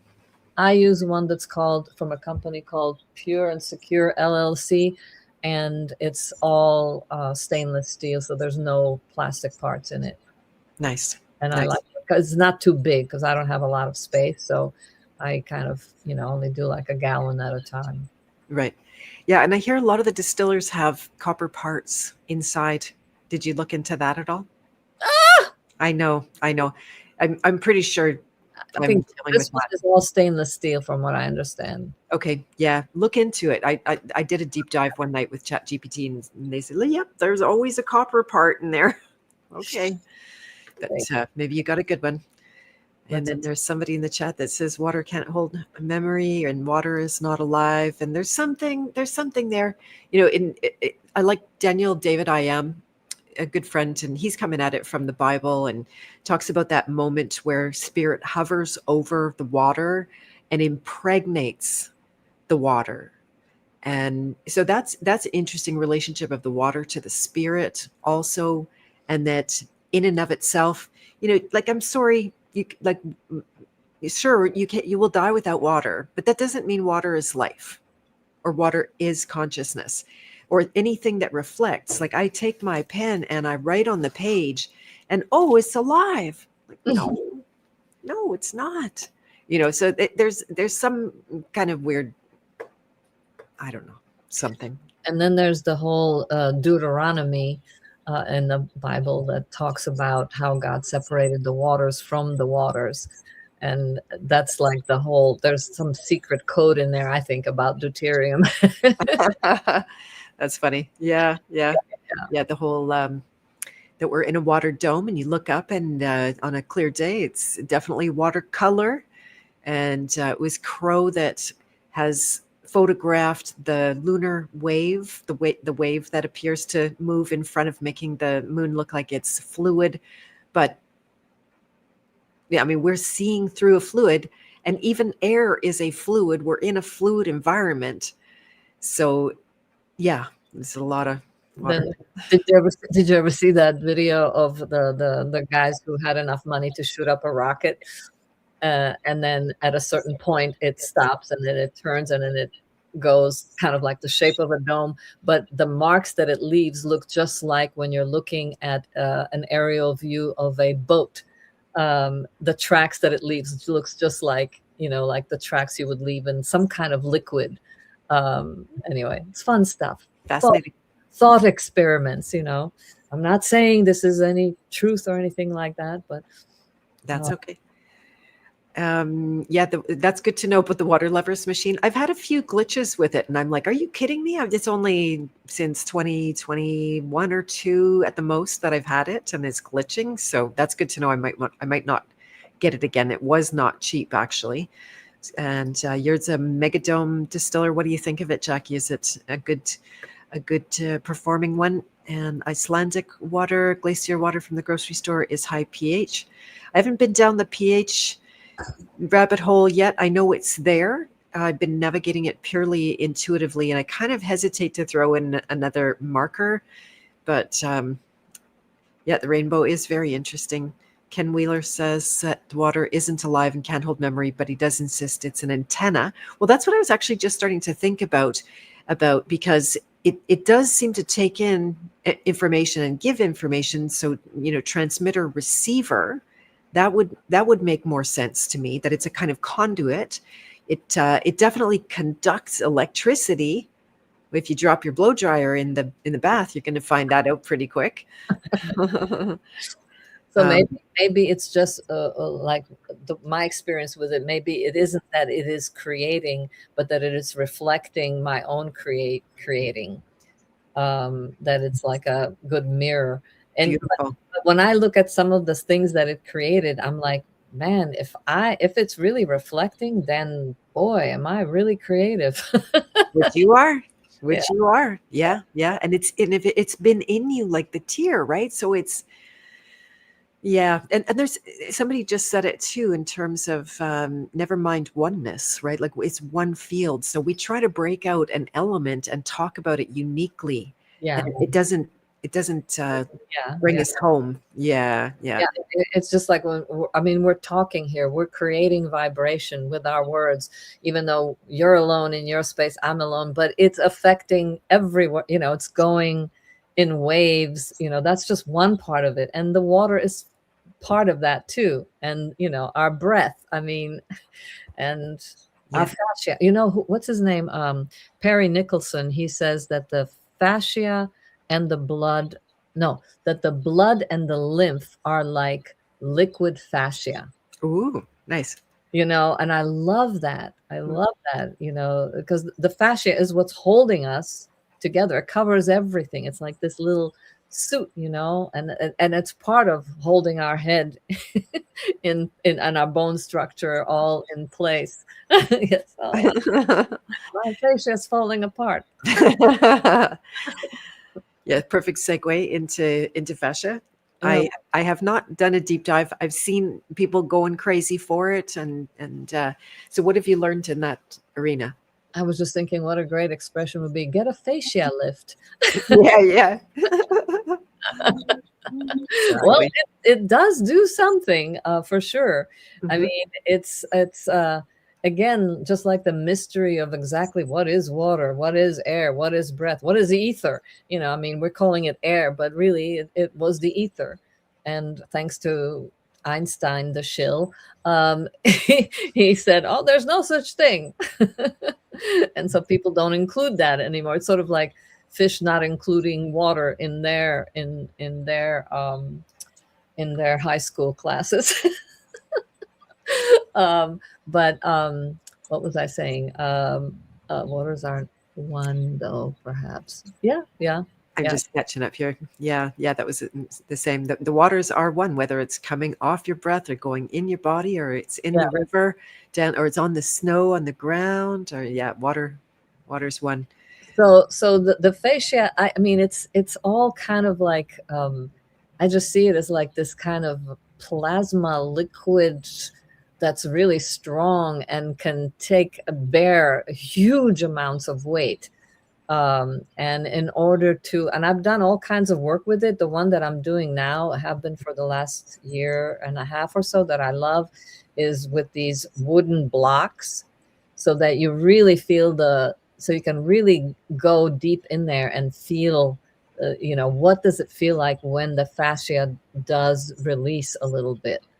They call them like adhesions in different parts of us, where we tend to be stuck. Like if you're always in a certain position, you can develop like a posture. And I keep catching myself. It's amazing how many times a day I'm like, who is this person? And I go, wait a second, relax. What are you doing? Excuse me, old lady.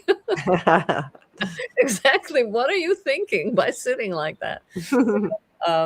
But so I love doing the fascia work, especially on your feet. And it's very simple. I mean, literally just standing on this and bending your foot over this. I don't have it here, but it's just like a yoga block, but it's made of hard wood, and stepping on it or just sticking it between your fingers, and the hands and the feet are amazing. And most of the fascia stuff is locked up is around here. And Perry Nicholson has his um, the big six, which a lot of the people who do the low toxin diet are doing. And it takes 2 minutes. You could do it several times a day, and it's literally just touching like in the proper order so that you open up the lymphatic pathways. And they're related, the fascia and the lymph. I don't see how you could, separate them.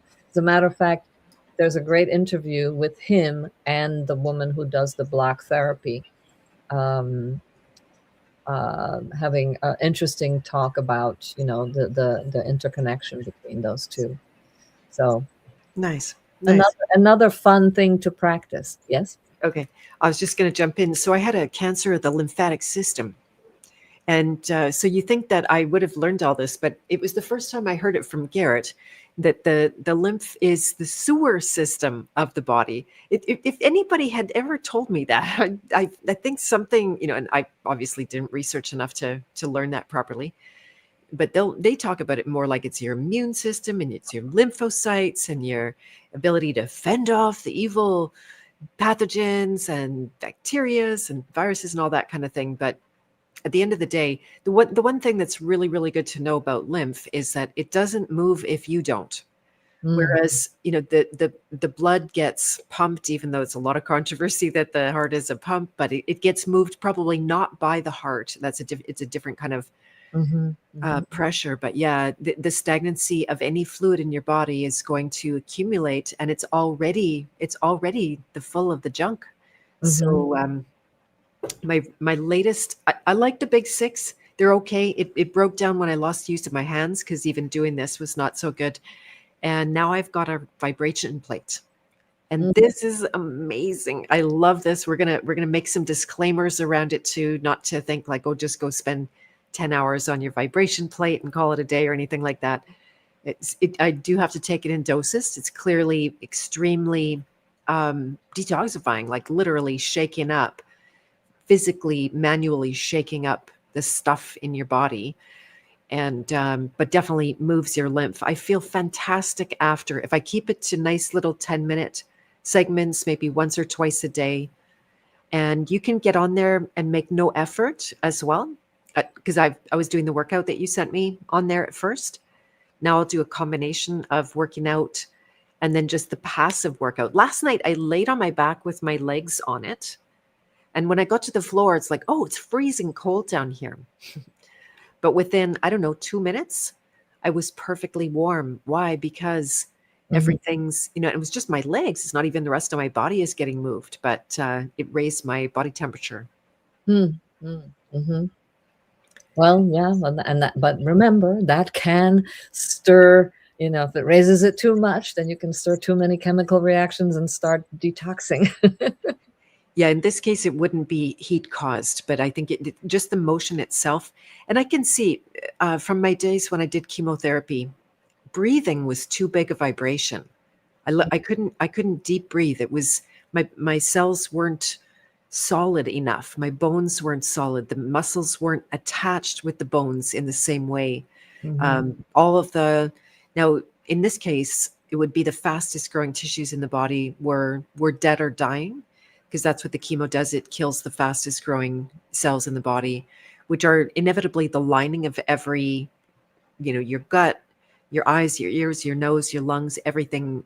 And so I was coming apart at such a great force that even like a walk down the street was too much.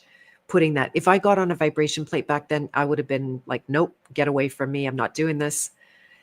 And I can still feel if you spend a little too long on it, your body's like, all right, okay, like this.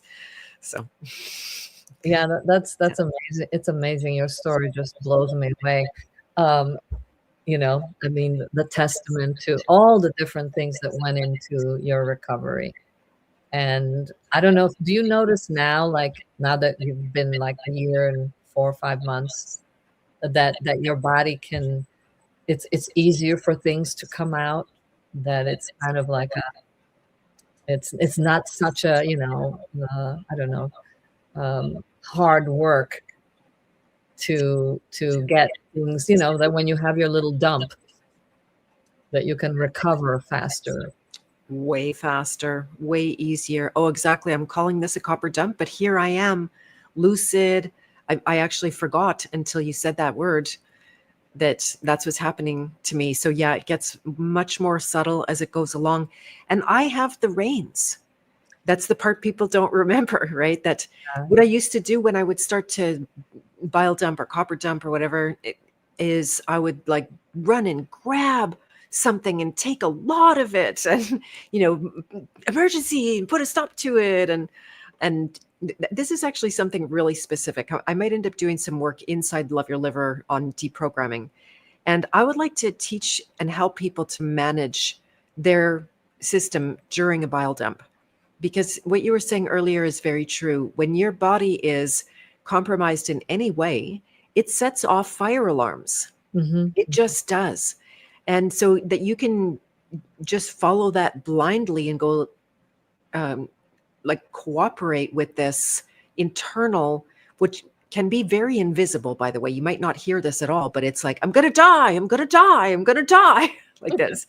And it's like, okay, well, I better do something quickly to, right. Even if you're not aware of it, you can still very much be moved by that.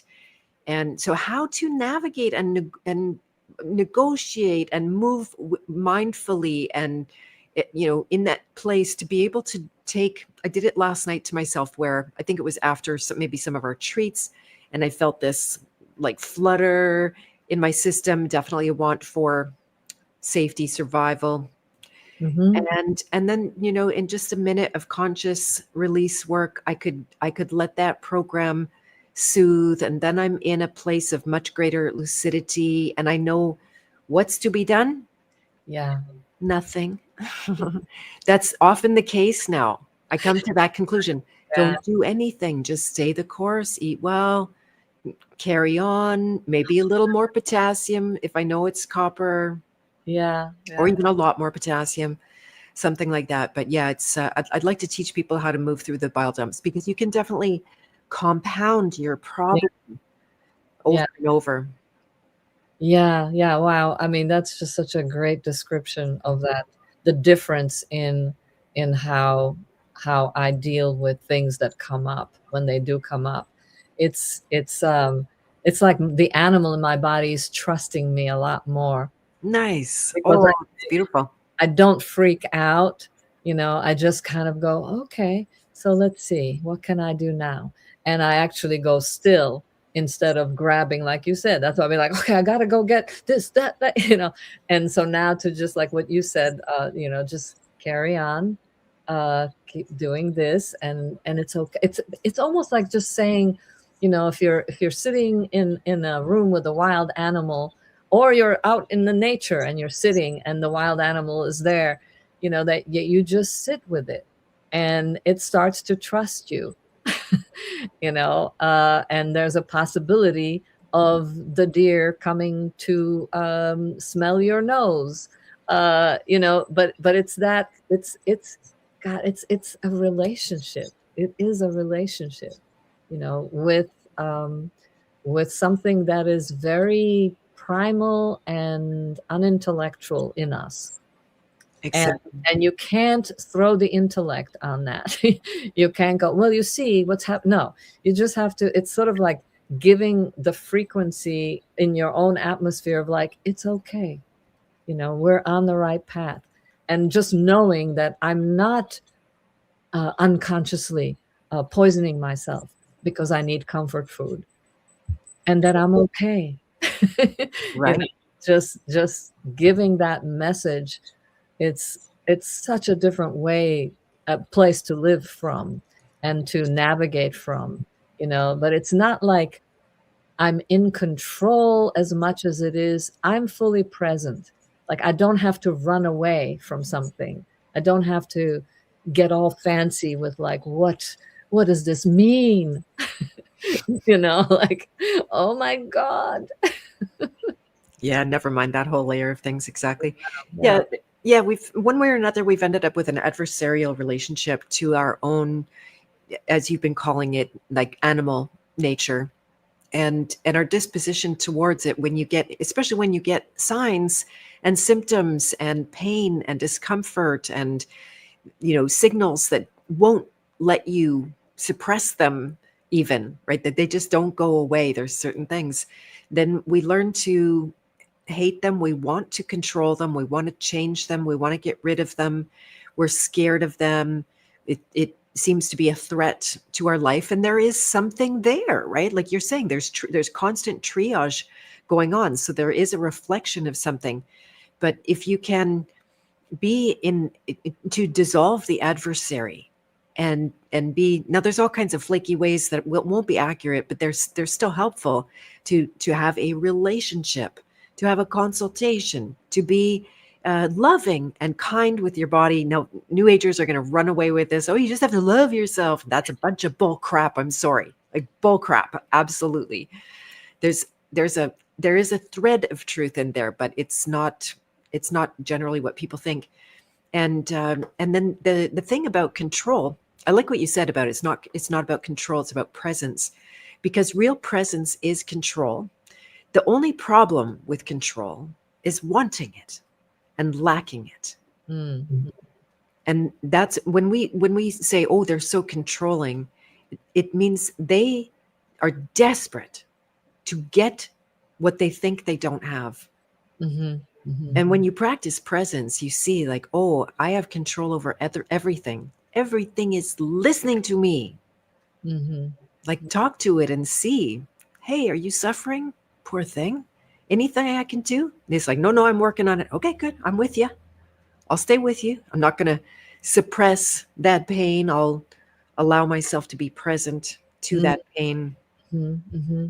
in a loving way. So anyway, you said a mouthful. I just wanted to add to. Oh, no, it's great. I love this conversation because it's getting into the subtler realms of, how we live day to day. How do we, what is this conversation? Who's talking to who? I know. Yeah, yeah, exactly. Yeah. Exactly. Oh, this is really fun. Well, we're coming to the end of 2 hours here. And was there anything that we left on the table as far as our Oh, promised topics, Dr. there was Oh, you one talked the big six. one thing that I didn't write down that I remembered was just a quick mention, shout out to serapeptase. Okay, right. Yeah. Yeah, Yeah. yeah, yeah, which is another one of those, like, yeah, it's not the answer to the problem, but it is a pretty damn good band-aid, because especially if you're coming at this and you're older. Um, and I discovered serapeptase when I had my close friend from college. Her brother was a surgeon, and I had him remove a mole that I had right here, right, and it was kind of done on the down low, just private, and it left a terrible, huge keloids type scar. And I was like, oh my God, this is terrible. But it was for free, but A free scar. a free scar. But anyway, and so then I started taking the serapeptase, and it completely flattened it out. It's gone. Oh, And as I researched it, and it's like it helps with athletes use it when they have joint issues, and it will basically, serapeptase is a systemic enzyme, so it's not a digestive enzyme. It's not used to digest food, though it could.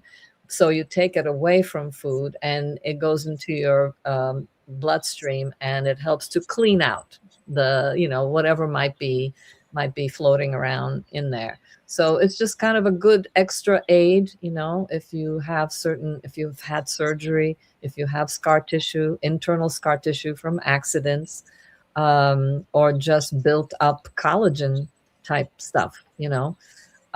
So just a good thing to keep in mind. And there's a really clean company that is in I think it's in Canada. They're in Canada, run by a Czech guy, and it's called Life Enthusiast, and they have the cleanest with nothing in it, just serapeptase. Yeah. Okay. Very good. And it being a good pain relief alternative, is it because it's cleaning the blood? Yep. Yep. And the joints, so it really helps with yeah, any kind of joint related arthritic type issues. Nice. Nice. Yeah, I recommended it to someone after I found some conversations on the LYL platform. And hello, Emil. I missed your comment earlier. Sorry. Most all topics discussed can be reconciled with the deep exploration and practice of the internal martial arts. Interesting. Yeah. And yes, saging, not aging. I missed that earlier. So thank you, Quietly Content Bear. And situational awareness and sensory accuracy. Yep, that goes into the, I think, trauma therapy kind of world. And apparently you can use a can for fascia work. Is there any reason to use a wood block? Is there? Yeah, because it's closest to bone. Yeah.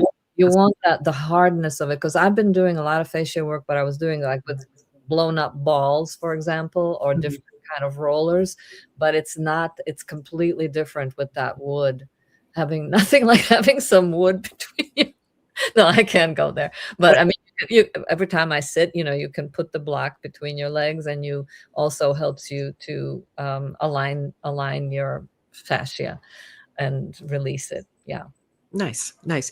Yeah, that was something. I healed my back when it got thrown out after my son was 2, and I had carried him for 2 years in a row, and it was like all of a sudden like this, and I was done, absolutely done.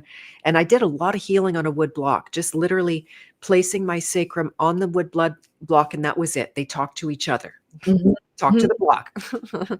Yeah. That's the thing that I love about the block therapy work, is that it really takes time, for people who are in a rush. The principle of just being with it, like what you were saying, just laying there, you just lay there and you learn how to, breathe into it. So you're fully present with the animal in your body, and you're like giving it all the space and time it needs. And man, and you can do this in bed too, before you go to sleep or when you wake up. You could put the block in so many places, anywhere, on your body, your face, your neck, your feet. You can do all kinds of things. But again, the taking the time, the slow release, not the jamming it in there release. Got it. And is there a site that you recommend for that people can see? It's just called blocktherapy.com. Block therapy. Yeah. Yeah. Okay. And I hope to introduce her to Garrett, because she really needs. She's got so many wonderful things that would so go well with the low A approach. Yeah. Very good. Nice. Yeah. Yeah. Healing takes time. And it's also very much modulated by our belief. And it also has little to nothing to do with our belief. I'll say both of those at the same time. If I try to corner myself and say something really definitive about healing, I always have to come back to the same conclusion, is that all healing is by the grace of God. And I know God is problematic as a word, but I think you guys get where I'm going with that. So yeah, very good. Couple of announcements before we close out, unless there was anything else you wanted to say, or it's not your last chance either. Yeah, I think I feel complete. You feel complete. That's excellent. Very good. So in the House of Free Will coming up, it looks like both Joel Schaefer and Alex Michael have agreed to do House of Free Will. In Joel's case, it would be a workshop introduction to his work on the Toltec teachings. So I'm pretty excited about that. And Alex Michael is going to do a workshop, so to speak, but it'll be more leading a discussion around creativity and the creative process. And I've got one of his songs. It's got a bad word in it. I got it stuck in my head. Can you guys guess? You probably have to know his work. I can't say it, Dagmar. I can't say it. It's one of the bad ones. Oh, really? Oh, yeah. Okay. Yeah. And the song says it about at least 30 times. So after you listen, it's just in there. It's so funny. Yeah, really cool song, actually. And you sanded your own old piece of wood. That's very good to do. And you got to hear Luna, hello, welcome. your research and knowledge on the downsides of too much copper in the body. Yeah, this is a big one. I'm actually working right now on a short list of PubMed articles that talk about copper toxicity. It is in there. All you have to do is go to PubMed, search copper toxicity, and watch the bring that comes up. Now they want you to believe copper is a nutrient, so that's going to be in the mix there as well. But when I get that list, I've got some other people who are challenging me right now about copper toxicity. So I decided I was going to create a good list of the actual receipts on that one. And so stay tuned. If you're not in my Telegram, please do join me on the King Hero chat. The channel leads to the chat. There's the House of Free Will there. That's private. You can apply to join my private membership. We're studying some really good law in there, the real deal. We're going to be doing a course which is not exclusively in the House of Free Will called Creator Code. That's coming up starting January 14th. There are only 2 spots left for that course, so I'm pretty happy. There's a beautiful group of, I believe we're all women, Dagmar. Oh no. Yeah, it happens. I tried a few years to get the message out much more Need to a men, rooster. but At least one rooster in the hen house. oh no, wait. He would be offended if he heard me say that. So I have to take it back. There is definitely at least one guy. Okay. Yeah. Yeah. I take that back entirely.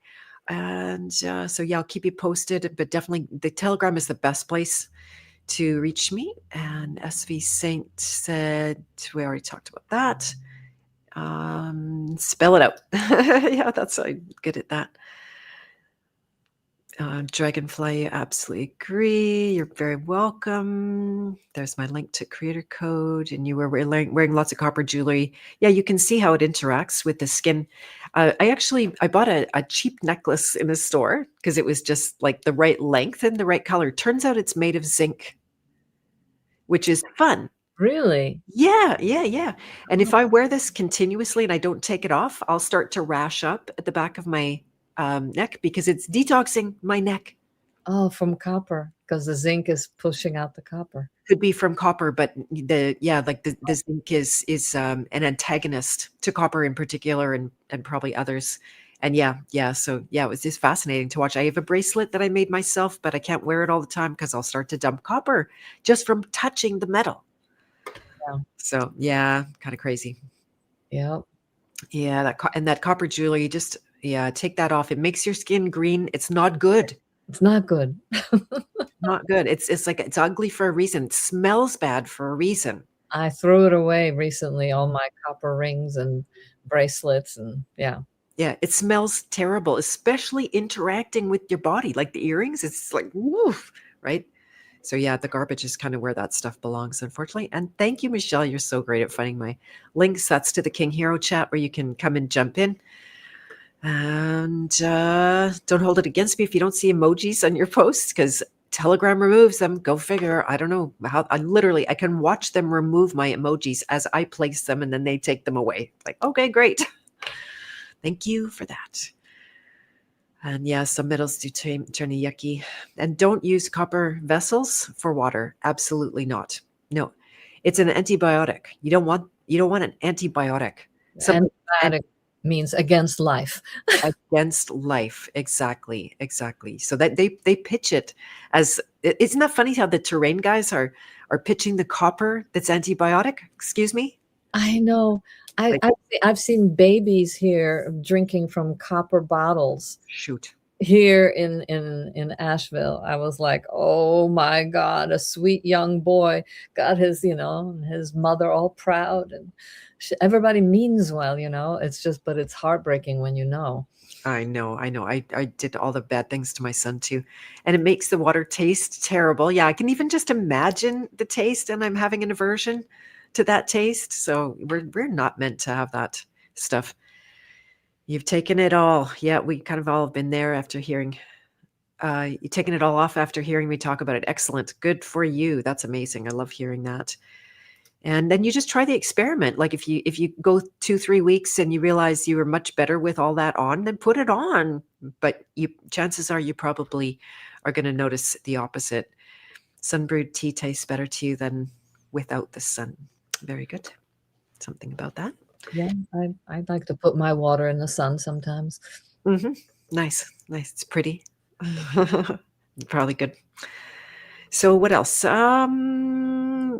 If we're not connected at my website yet, this is the easiest way to do it, is take 10 minutes and complete my archetype quiz, where you can find out where you are in the path of purpose.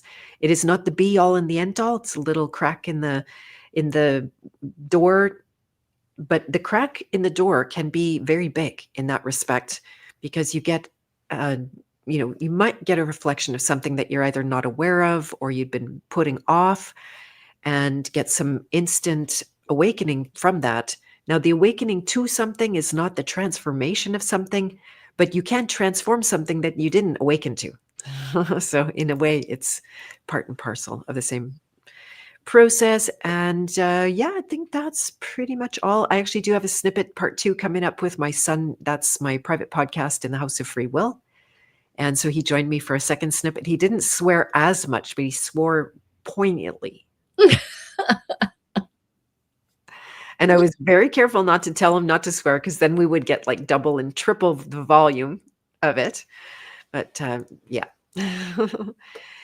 Yeah, we talked about Brown's gas, and I tried it. I really, really went for it, and it doesn't cooperate with your body. Our bodies do make antioxidants, which Brown's gas is an antioxidant. Hydrogen is an antioxidant, but you want your body to regulate it, not your mental thing that's all, for the most part, driven by fear programming and those decisions and micro things. And you can't see the complexity of how everything's working together, perfectly orchestrated by life. Right. So yeah, I wouldn't take it. And how dehydrating is the chatbot that you use? That's funny. Yeah. And the rings you wore for tensor coils. Yeah, I wouldn't put them in tensor coils at all. Take it out of your bedroom. There was one point where I flipped my head. I don't sleep at the head of my bed anymore, because there's the power outlets are closer to there. And so the first 5 nights, I detoxed like mad. Because I wasn't, all of a sudden my body wasn't getting as much EMF, or my head wasn't getting as much EMF. And I started to detox at night. Luckily, it wasn't very strong for very long, but it's like, yeah, that was affecting me. Yeah, I notice when I put on my kill switch, sometimes I can't sleep because I start detoxing too much. Ah, Yeah, so fascinating. I'm going like, "That's weird." But yeah, sometimes if I do it consistently, then it's okay, but then sometimes if I go away, then like I'm going to LA now, I'm just gonna get a big load of EMFs everywhere, right? So I'll have to then wean myself back down when I come back. Right. Yeah. One thing we discount a lot is the adaptation, our power to adapt. I think that's why we're not all dead en masse yet, because of all of the weapons that are aimed at us. And that I do feel like everything that comes your way, a lot of things that have come my way in life, I've been able to take a lot of negatives and flip them into a positive. Very childlike. There's just something about it. Oh, in with the bad, and okay, that's fine. I'll take that, and I'll digest that, and I'll let go of what's not good, and then I'll make something good out of it.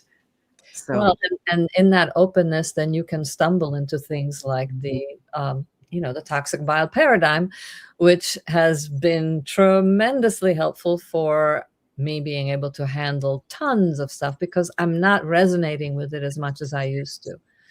I can go have lunch right by a cell tower. Not a problem. Before, I would feel it in my whole body.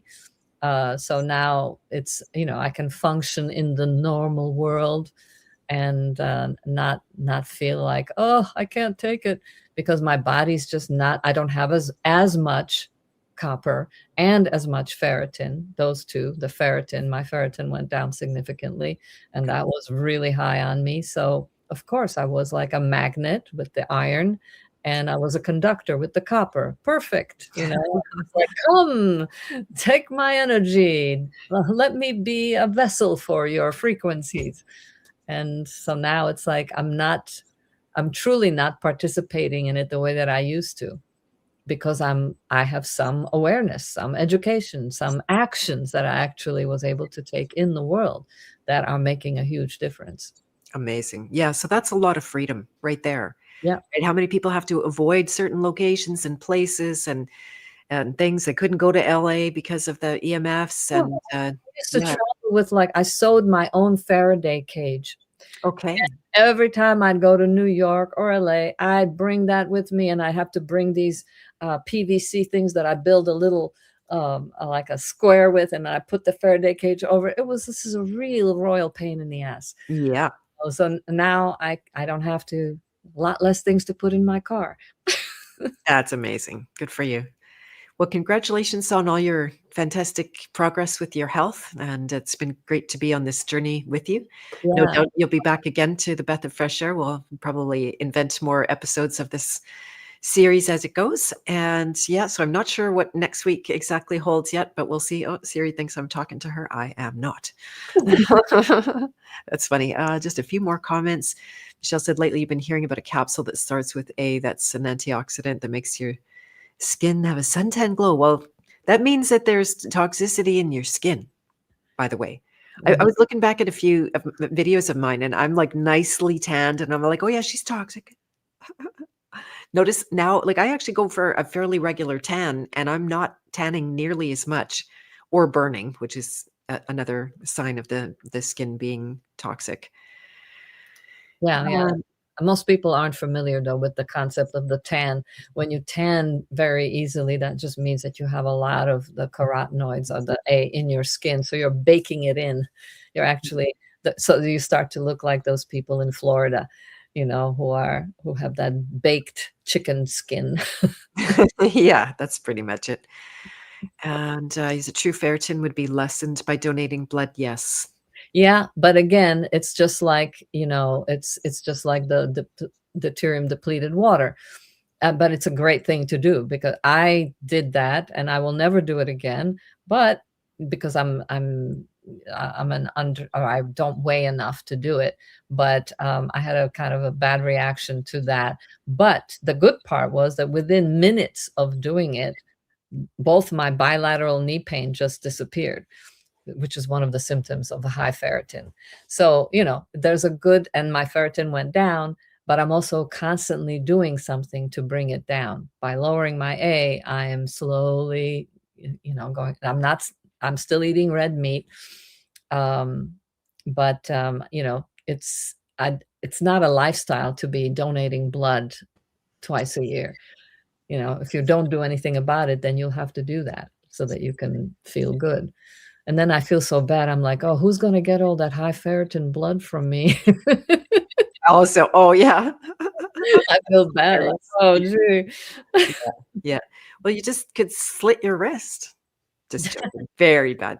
No, Very bad. Yeah, don't do that. Don't do that. Absolutely. I'm not giving advice. not part of my programming. No. Yeah, that's dodgy. I'm not sure I would resort to that. I have given a lot of blood for the wrong reasons. And yeah, a bunch of nonsense tests that showed nothing at all. They're just vampires over there drinking Well, my blood. I mean, if you do test your blood and you do have high ferritin, it's a good thing to do, as you start to do everything else too. Yeah. Yeah. Yeah, exactly. It can be very helpful to some people. Exactly. Yeah. Yeah. I don't think I tested very high ferritin, but no, as a matter of fact, we're not testing blood for me. So who knows? I don't think so, though. I'm not having any signs that I'm aware of. You I only never do your hair, right? For only doing the hair. Exactly. Yeah. And I never fell for cooking in the cast iron. What other ways they manage to, I didn't take iron supplements ever. but a lot of people who don't do any of that can still have high ferritin, Okay. but it's because they have high A. Ah, So the high A makes it the ferritin not go where it's supposed to go, and okay. so you don't have to necessarily have that in your history to have high ferritin. Okay. Very good. Well, I just realized I have to fly. I've got a birthday dinner coming up and I have to leave in 10 minutes. So it's been fabulous. Thank you so much, Dagmar. This has been wonderful. Thank you, everyone, for joining in and commenting and being around here. Appreciate it very much. Never helps or never hurts to share it out and help me with the algorithms that are never on my side around here. But who cares? Just keep going and keep doing the thing, keep showing up. And that satisfies my requirements anyway. It's been a pleasure, Beth. And if anybody wants to go on my YouTube channel or watch my loose underwear show, a one woman show, then you can find it on my YouTube channel, which is Dagmar Stansova. Nice. And so the outro is 2 minutes and 33 seconds. There is time to share it in the chat if you wanted to grab a link to your YouTube, and maybe I can grab it too. I think it's asking me to do all kinds of other things, like join something else to do it. I tried. Okay. Michelle, is it handy for you by any chance? Have you got your YouTube open and can go to Dagmar's channel there? Or just look up loose underwear, Dagmar Stansova. Also, yeah, a search would be good. Yeah. All right. Well, fantastic. Thank you so much, everyone. And we shall see you next week. Same bat channel. Same bat time. Continue on, Beth. And thank you, everyone. It's been fun. You're very welcome. Love you, Dagmar. Love you too, Beth. Thank you. Bye for now. Bye.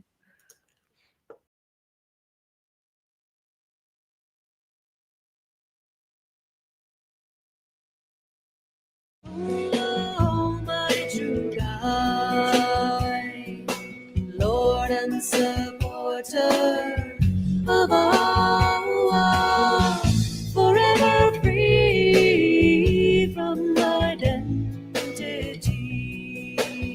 Be well, I'm dwelling in you. Be well, I am dwelling in you. Be well, I am dwelling in you.